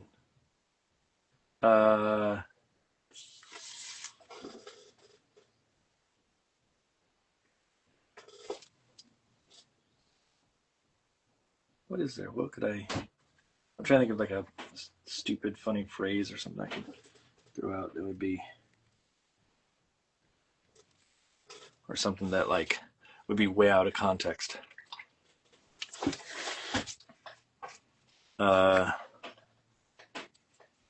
Should I say...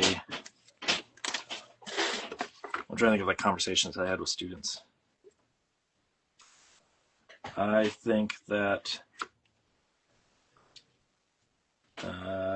man, why is it so hard when I'm put on the spot to come up with something?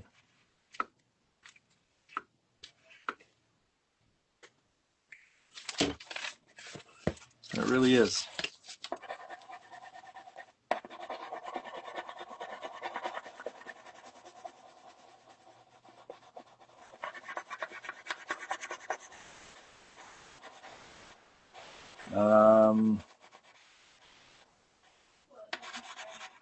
Oh, the quote I think is, you miss all the shots you never take. Yeah, you miss 100% of the shots you never take. That's the quote. I don't remember what I said, but it definitely was not that.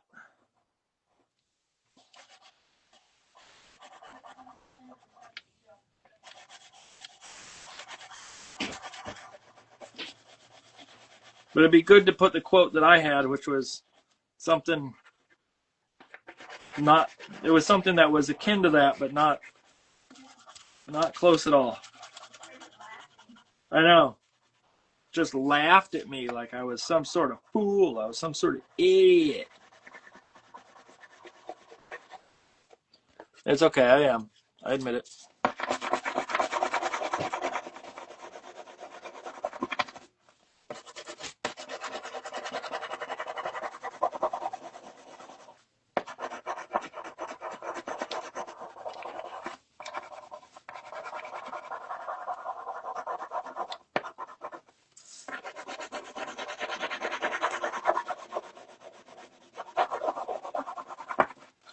I'm trying to like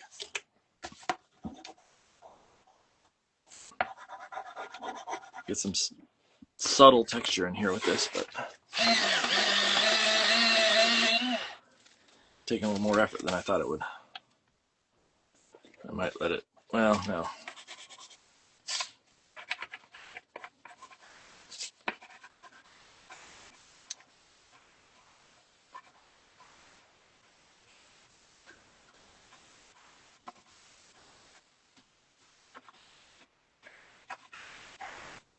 Did anybody watch the I think it's primarily just us on here, Lauren. But I was gonna say, for those that are, well, that would be spoiler alert. I was gonna say, anybody watch the Love Is Blind wedding episode?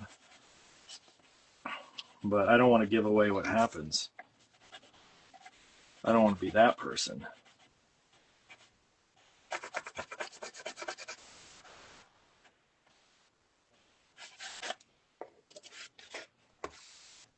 Okay, let's try this again. Now I'm going to start making my letters and sticking them down. There's an N. Let's start doing this now.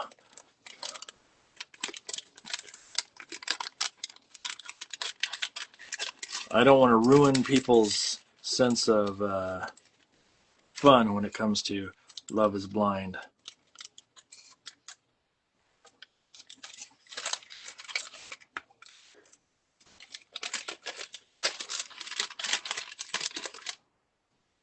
I wonder, actually, you know what? I wonder if I do it that way. Should I do it the old-fashioned way and like, maybe that's what I do. Ready? Watch this. Watch this, everybody. I'm going to do the old-fashioned way. I'm going to take a graphite pencil that I have here. Here we go. I'm going to graphite the back of this.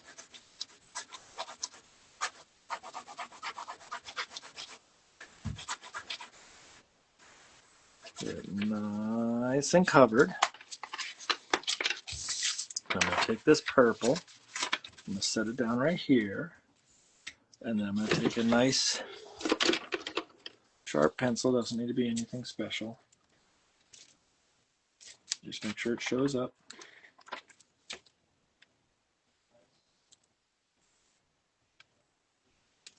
Then it's one piece.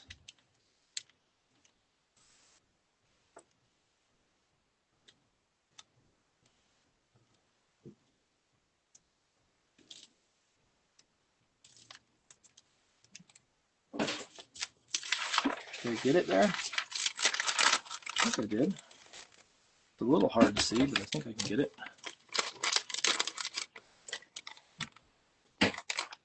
Oh, the challenge is it's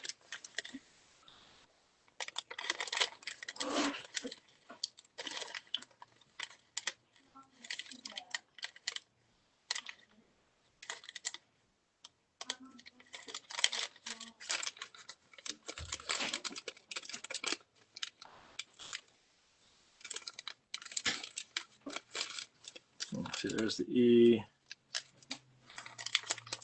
there's the L, there's the D, there's the O, there's the O, there's the N. Oh, I just did that scale though. Oh, no.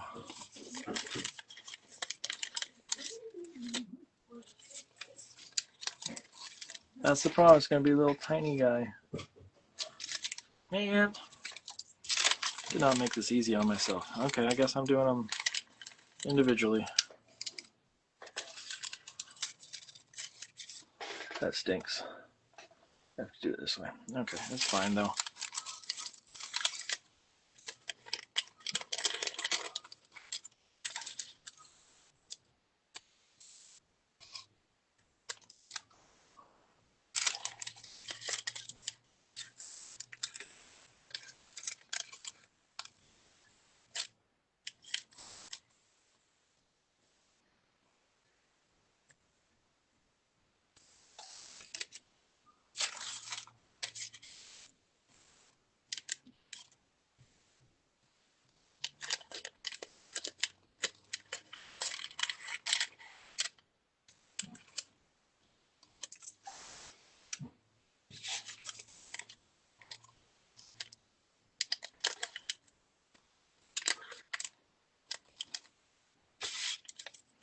Move this in here. That's the S. Okay, let's see. Let's see if that works. N, O, O, D, L, E, S.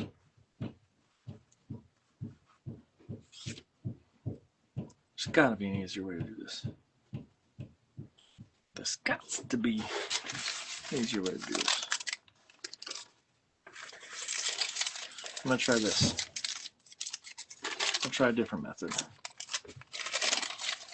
I'm going to draw it in here like this.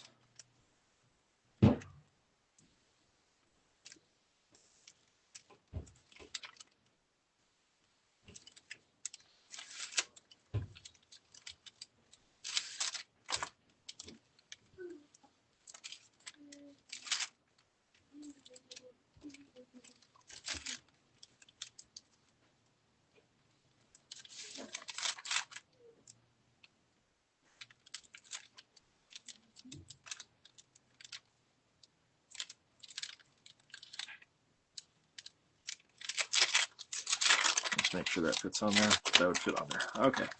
Now I can cut this out.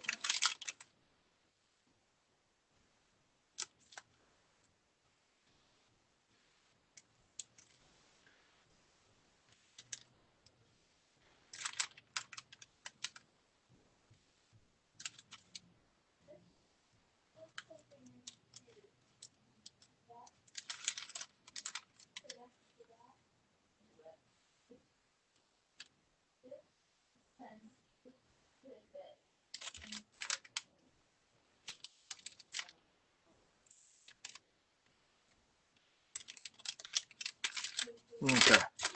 I have it now. I have it. Now I can go cut this out.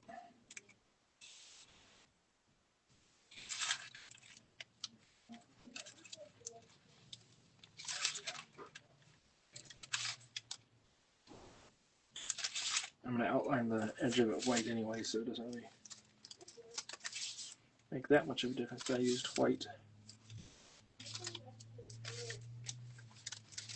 color pencil.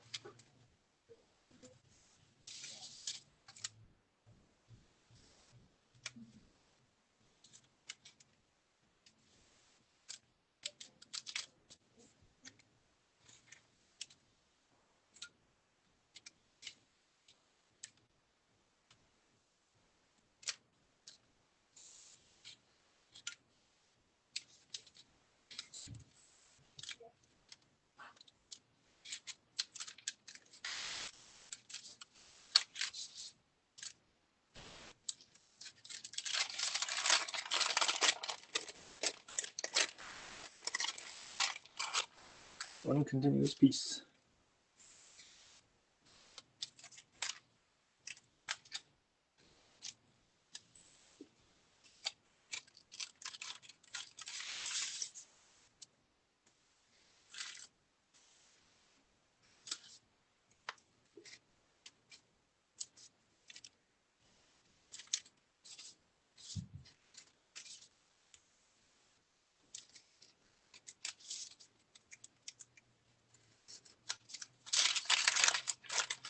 Let's see, I did it. Like so, let's see. There we go. That'll work. That'll work.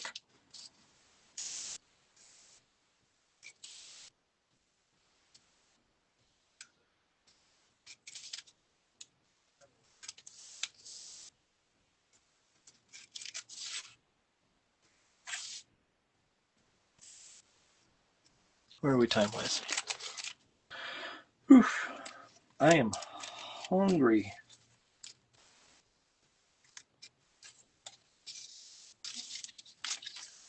I am starving.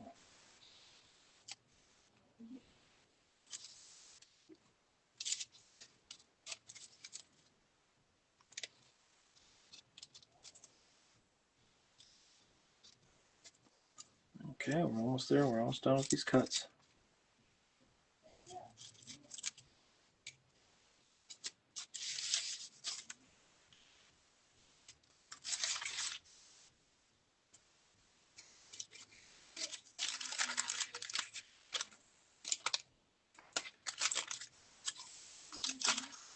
Let's see.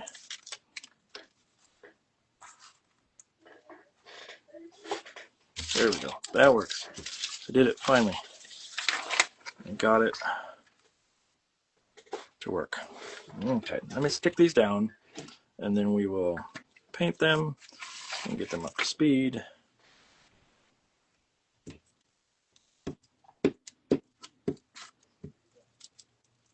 There's a process to get there with this one. Get the shape that I wanted.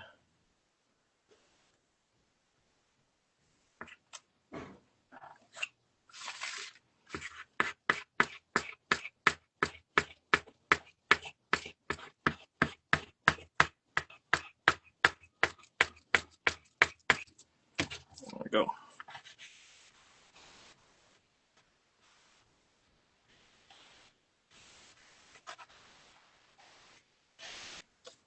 That's noggin. Papa, it looks amazing. Thank you, buddy.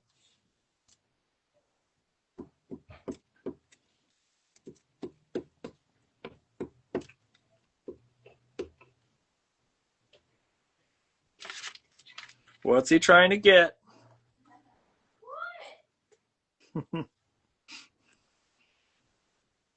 My son said it looks amazing, and I believe that he is vying for something with that compliment. He's secretly trying to butter me up for something later. I'm not.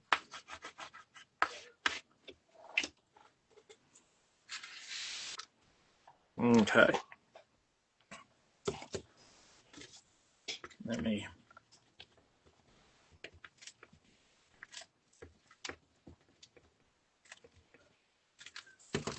erase some a little bit. So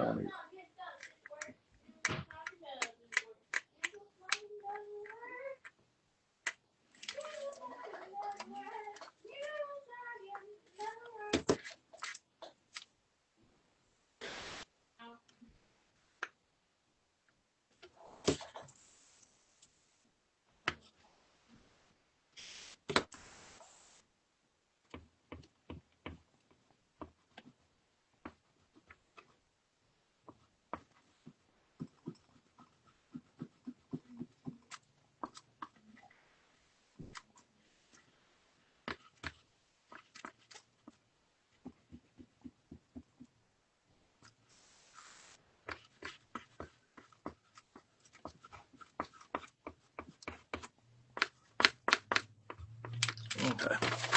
I believe that will be enough to get me down.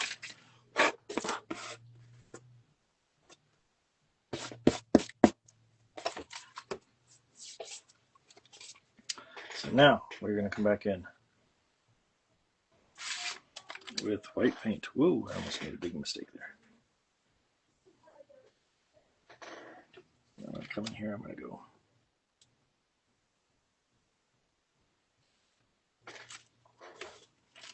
this. I'm going to put a little.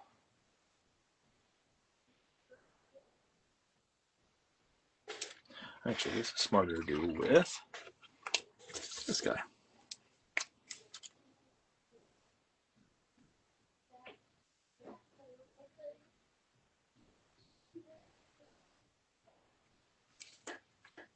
I'm pretty sure I can control it with this a lot better.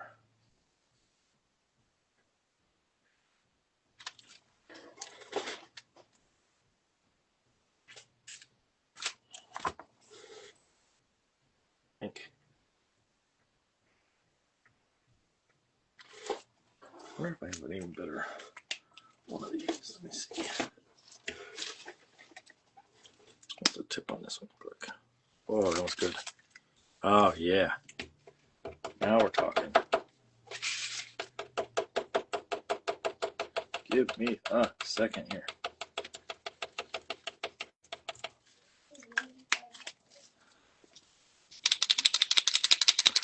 New Posca marker. They make my life.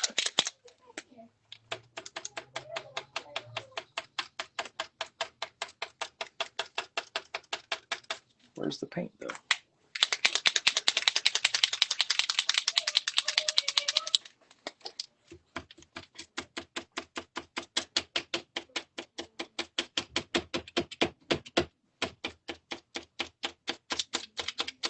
coming out solid yet. I gotta.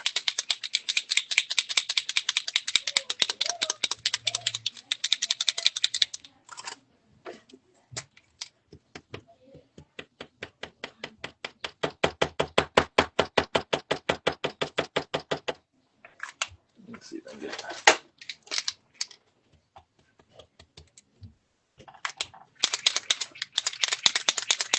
I was hoping to not have to do a ton of. There we go. Let's see if this does a better job.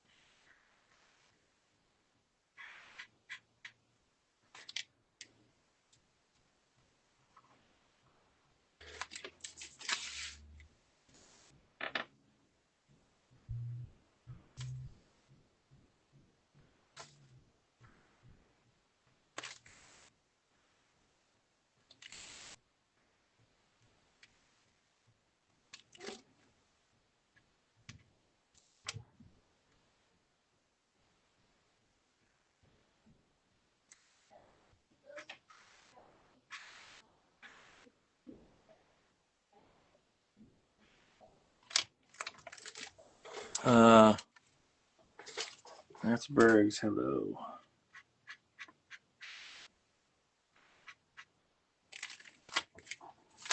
Let me get this sort of.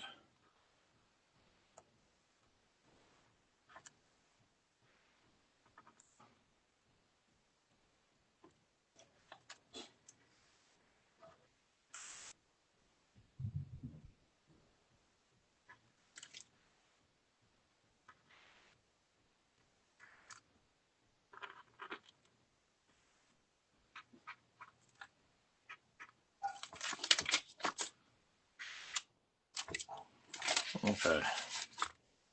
Getting there.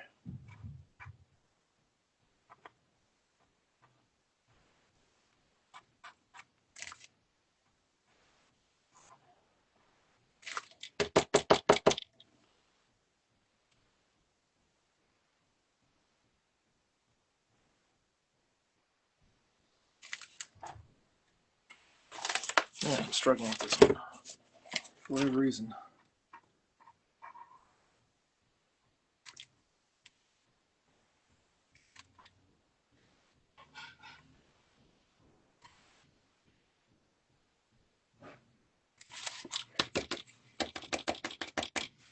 This paint marker is dying on me. Okay, let's go back to the old brush then. I don't know what other choice I have.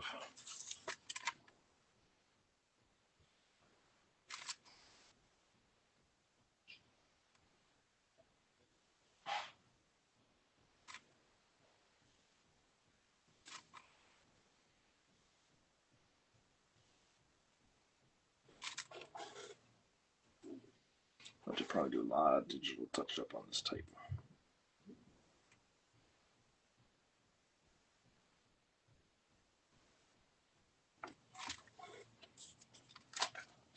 Way more than I want to. Still looking for a quote.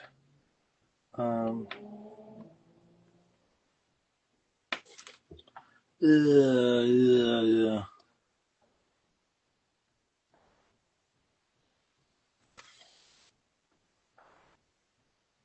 There's too much pressure on it now, Lauren, to get a good quote.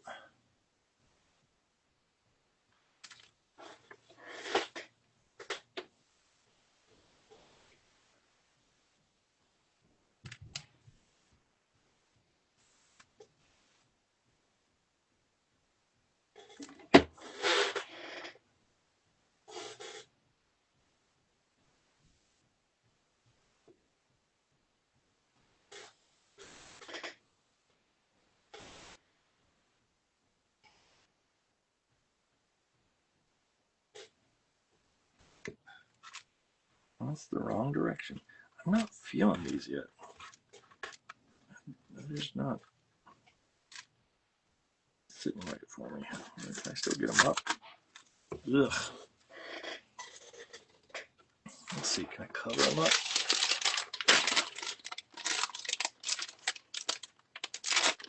I just don't like them. Don't like them. What? I don't like I'm just struggling with it. I said I'm just struggling with it. I'm gonna see about getting a different little setup for it.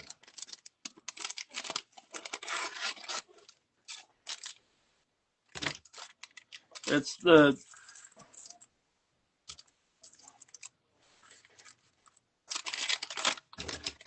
some of the shapes involved and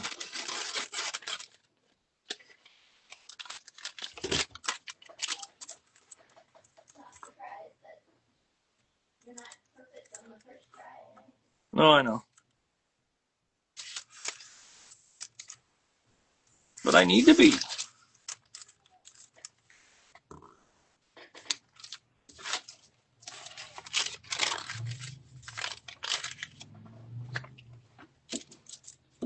I think part of it is I'm not a fan of that font all that much.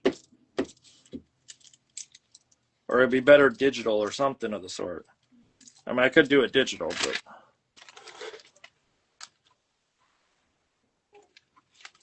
you say woulda, coulda? Yeah. I can still see it through it. I have to patch this guy together with multiple pieces. So let's see.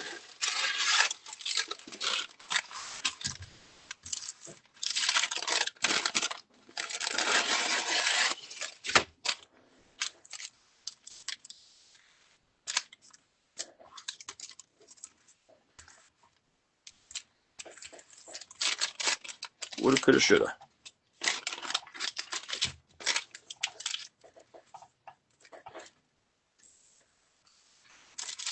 Okay. Keep building it up.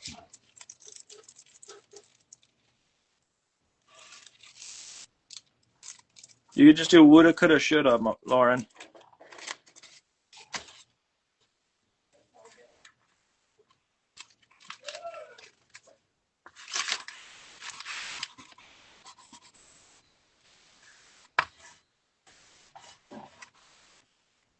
Does Charlie know about Mayo?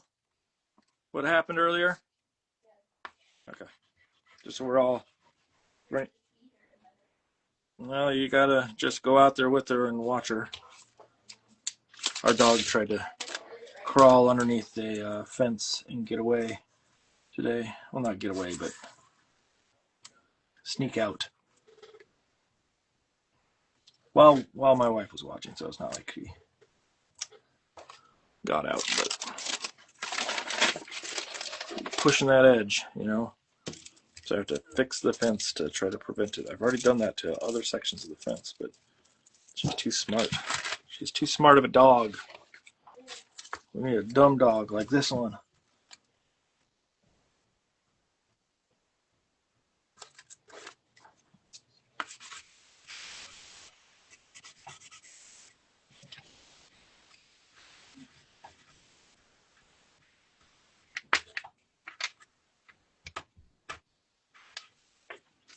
Okay, and then I just need a last little bit to cover up that, which I can pull from this thing. That should be enough to get that in place so it feels not as chewed up as it was before.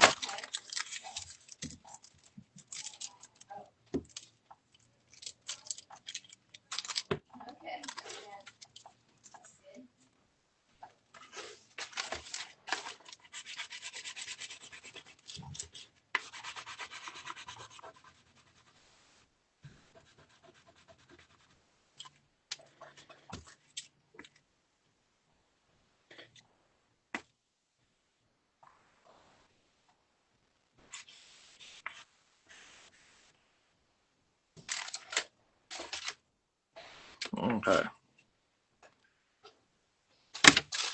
And I've done that.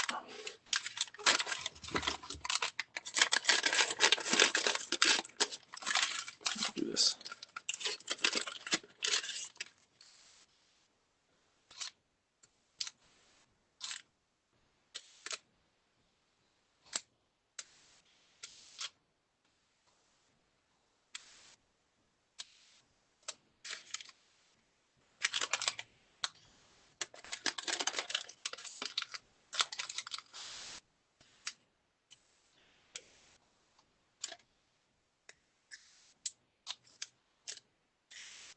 Where are we time-wise? Is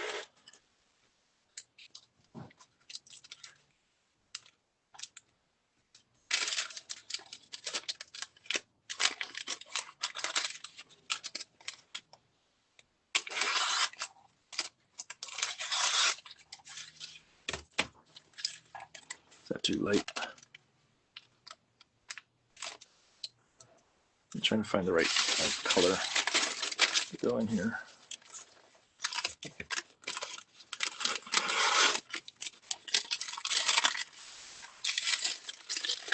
That's not bad. I'll go and cut out the letters I want.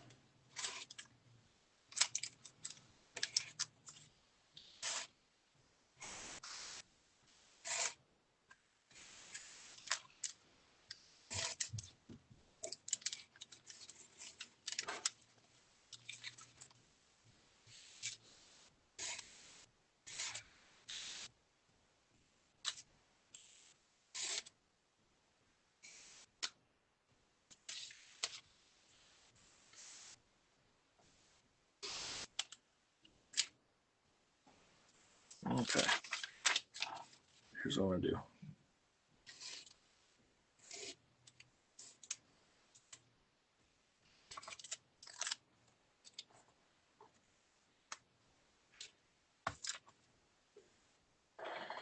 I think I'm going to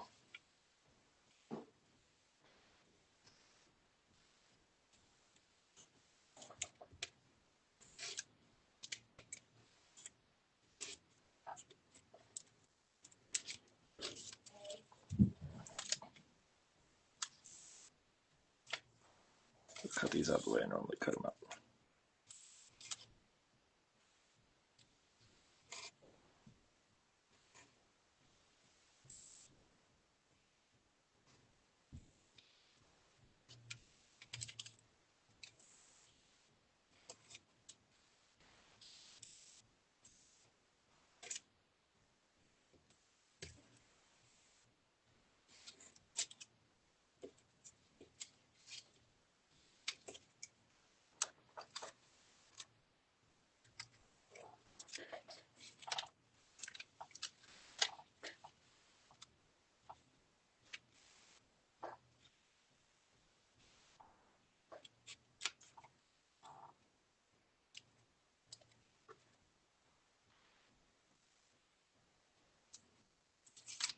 Here's my D.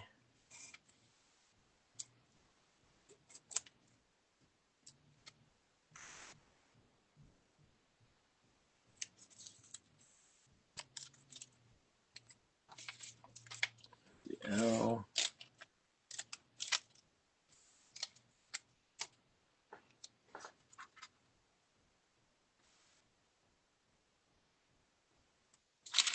Let's do the E.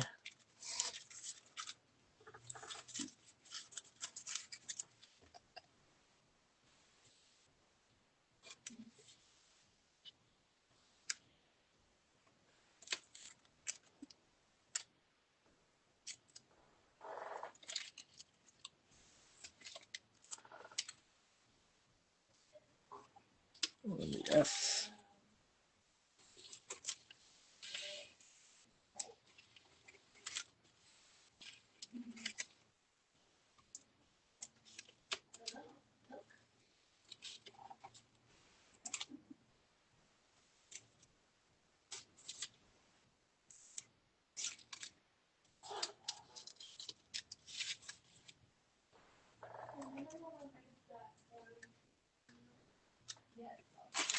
Okay. Got those cut. I'm okay with all this. What we're gonna do, we're gonna make a stripe of glue. I'm just gonna go stick them down.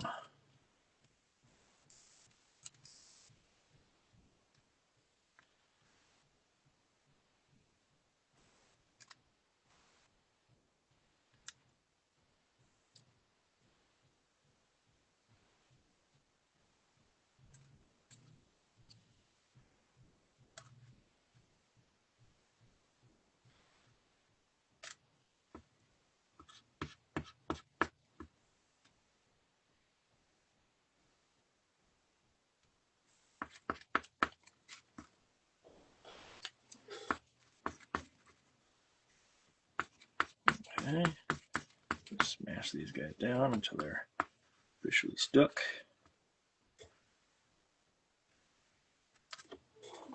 Make sure that bow has enough little breathing room around it.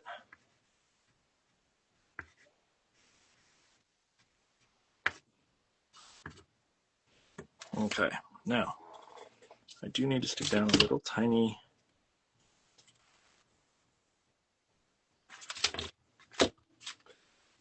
apostrophe right there. No, come on, stay stuck down.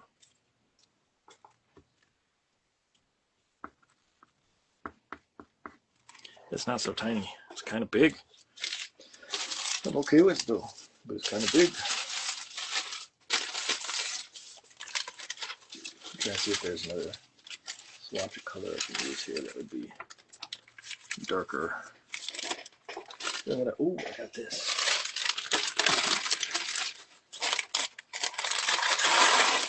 That'll be the doesn't work part. I'll put it down there like that.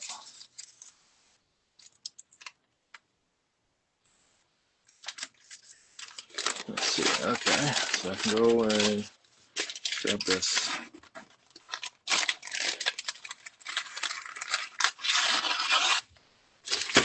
More cutting. Sorry, this is taking a while. People will.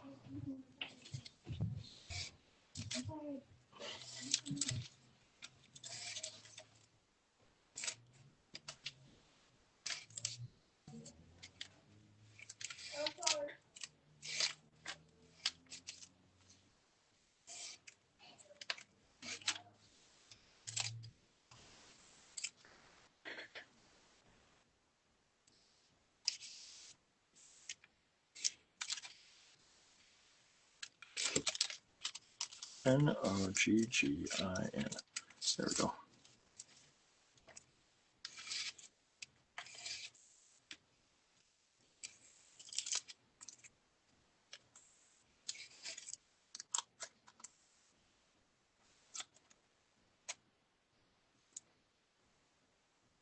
Pen.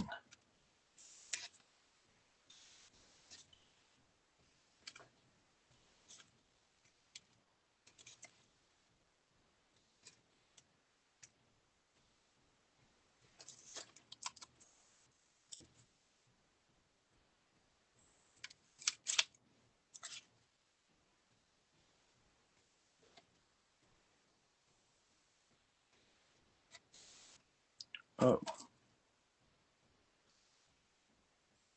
These next ones are going to be hard to cut out. In fact, I might do it out of a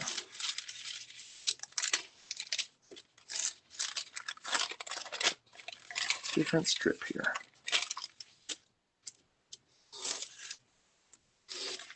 There we go. I'm going to cut these with scissors, I think, because it'll be easier with the shape.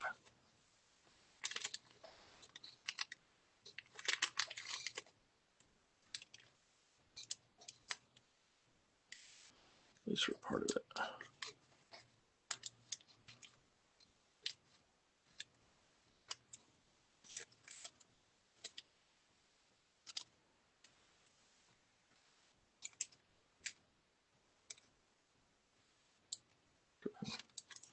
Chop some of that.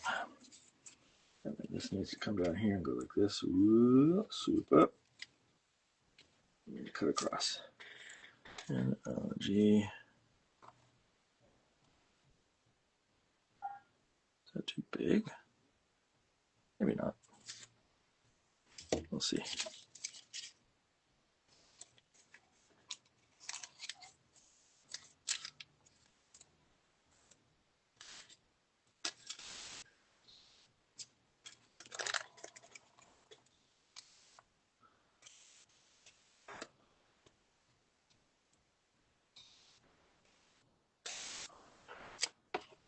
That's too big.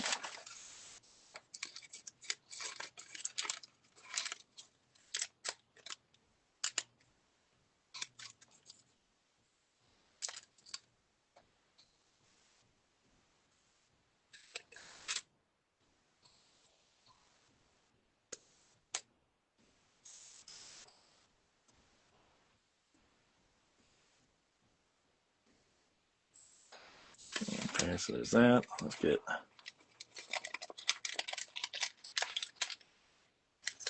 a G in here.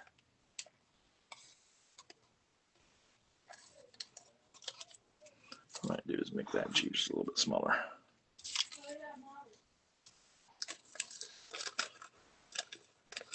We are having a Halloween party for our son and his friends this weekend, and we have a lot of work to do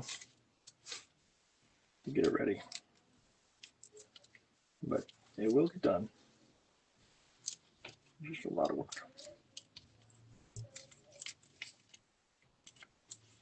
If anybody wants to come over and help us clean the house or anything, you're more than welcome. Wow, that's still big. How is that so big?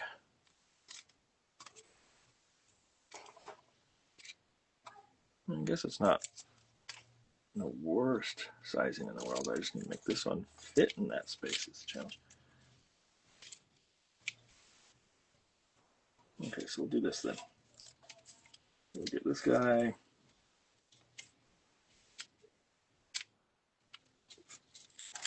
To fit a little better.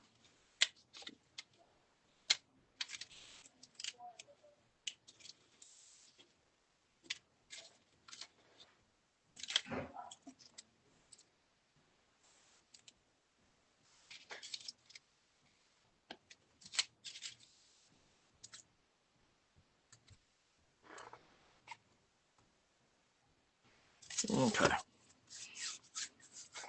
Yeah, you're live. I'd love to see more. Guess I am on the wrong side of the globe. Really have to go to bed.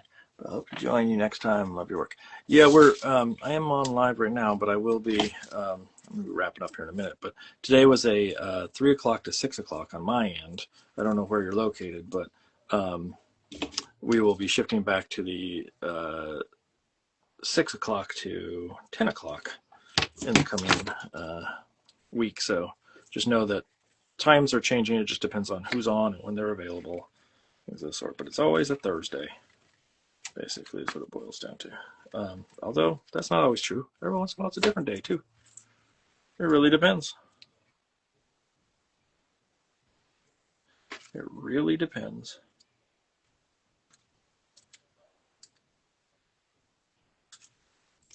Let's see if I can get these all in here in this space that I have provided. The N sitting right there. And the I's got to say, oh yeah, it will fit. Okay. Okay. Now it's time to just stick everything down. And then I just got to write it doesn't work on some of it.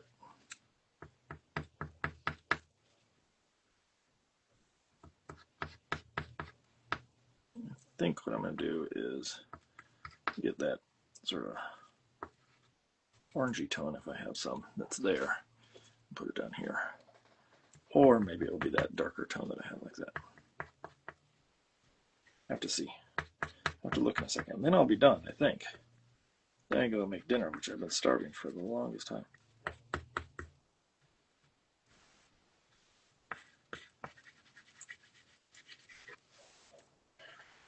Okay, let's see.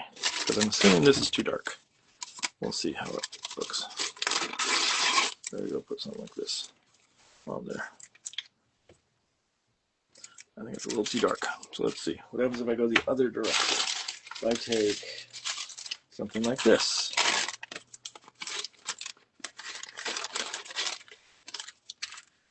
You don't see it enough. Where is that scrap of orange that I used from that?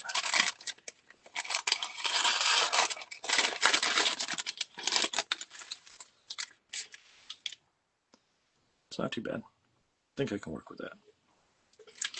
So I want it to look a little bit like just a sign that's slapped on there. It says, doesn't work. So it just goes boom, like this. Although I liked it better when it was that orange sitting up on top of the N there. Ever so slightly, like that. Okay, so let's stick this down. And then I'll write doesn't work on it. And I think I can wrap up for the night.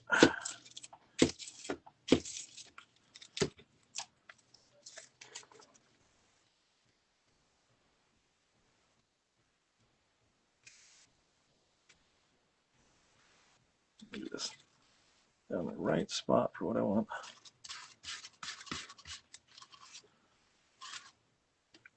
A little more to the right. There we go. And I'm going to slice off a little bit of it. It's just a little too long. There we go. Stick that down. And then I'm going to take my brush here with some black.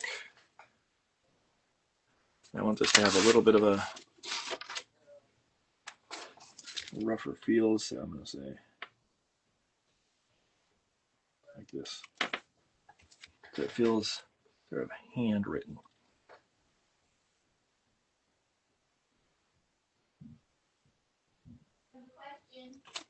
I have a question. Are your collage bits a piece of gouache on computer paper? It is gouache on tracing paper. So there's a little bit of transparency with it. So like this yellow, some of the streaks that are in here is because you can actually see through to what's behind it. I just find that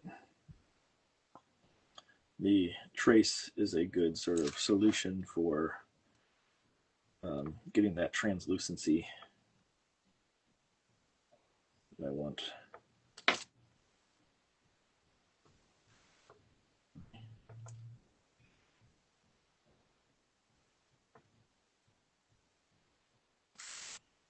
Good question, though. Good question. So I just gotta do.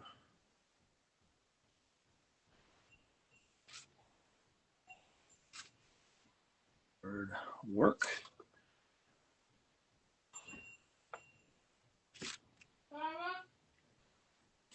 Charlie, she's out with the dogs, bud.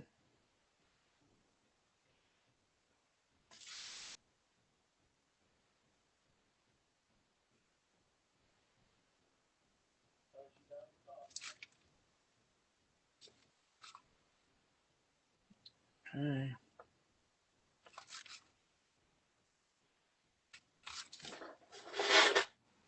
Okay, I got that in there. Darken up this here and actually put a little bit of black right here to imply that that's the inside of the mouth that tongue is coming out of. Oh, and I see one other little touch I need to do, which is I need to take my black pencil here. There you go.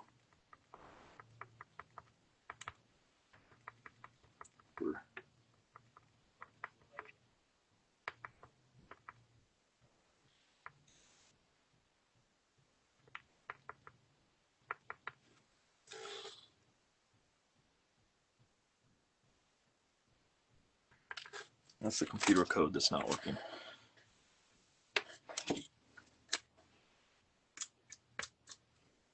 Okay, so there's that. I need other little things come out of these little wires. They're poking out here. And then we do a little touch up on a bit of white right here that's just, the opacity's not quite there the way I want it. While I'm there, I might as well touch up. This guy got a little yellow. Come on, paint.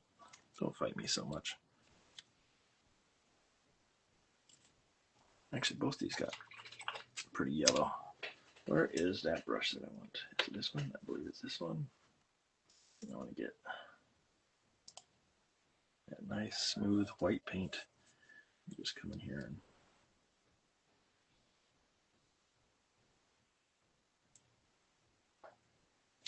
clean that up. Same thing over here. This one got a little yellowish. It's just picking up some of the pigment underneath.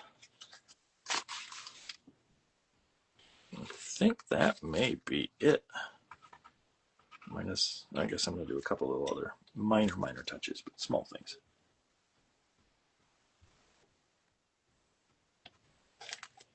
You will see. First thing you see, that looks like it's a little goo of, yep. That's there.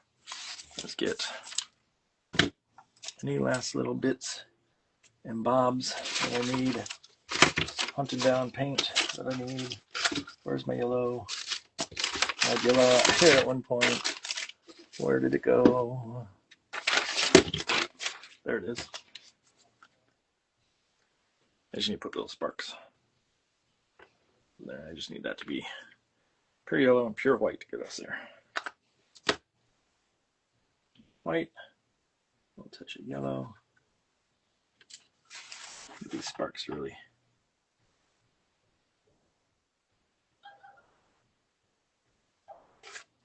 pop off. Pop off.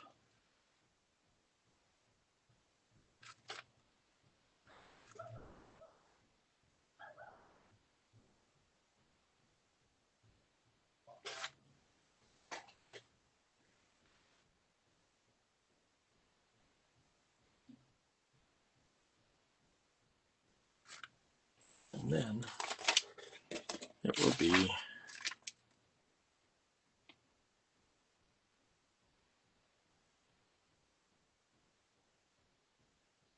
dinner time.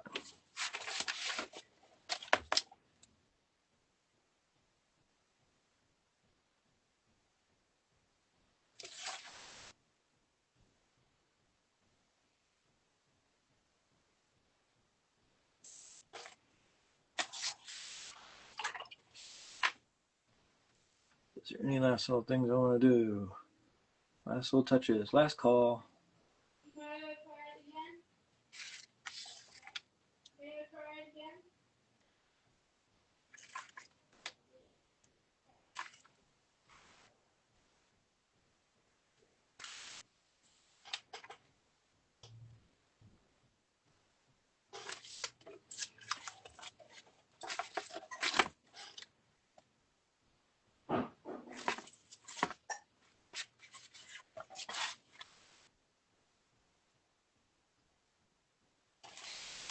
Okay. What happened there? I got my hand in some black paint. Rub that off. Got black back up there, and oh, I see what it was. It was a wet bit of paint. That's the problem. Because both the O's had that issue.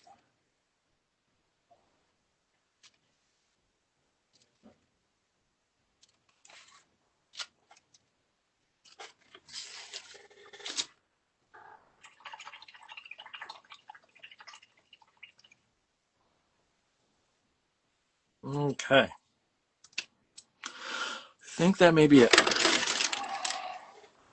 Let me just do one last little clean up of my space, and I'll put it on the blackboard so people can see it. A fight for this one. Just a real fight. I think I got there. I think I got to the finish line, so that's good.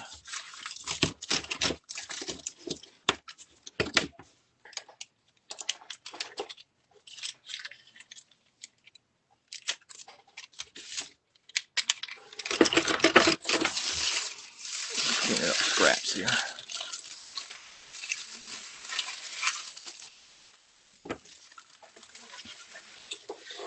Okay.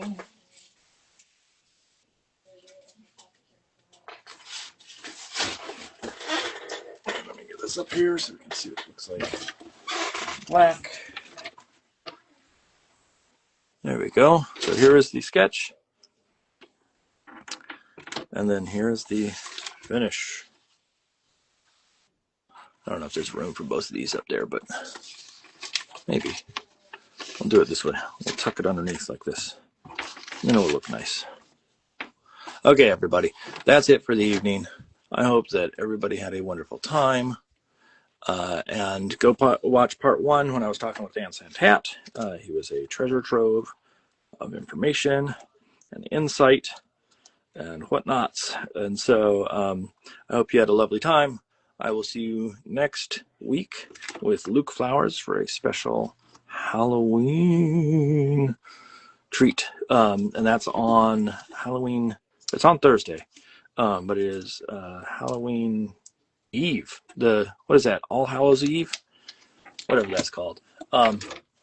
Otherwise, that's it. Hope you all had a lovely evening. Bye.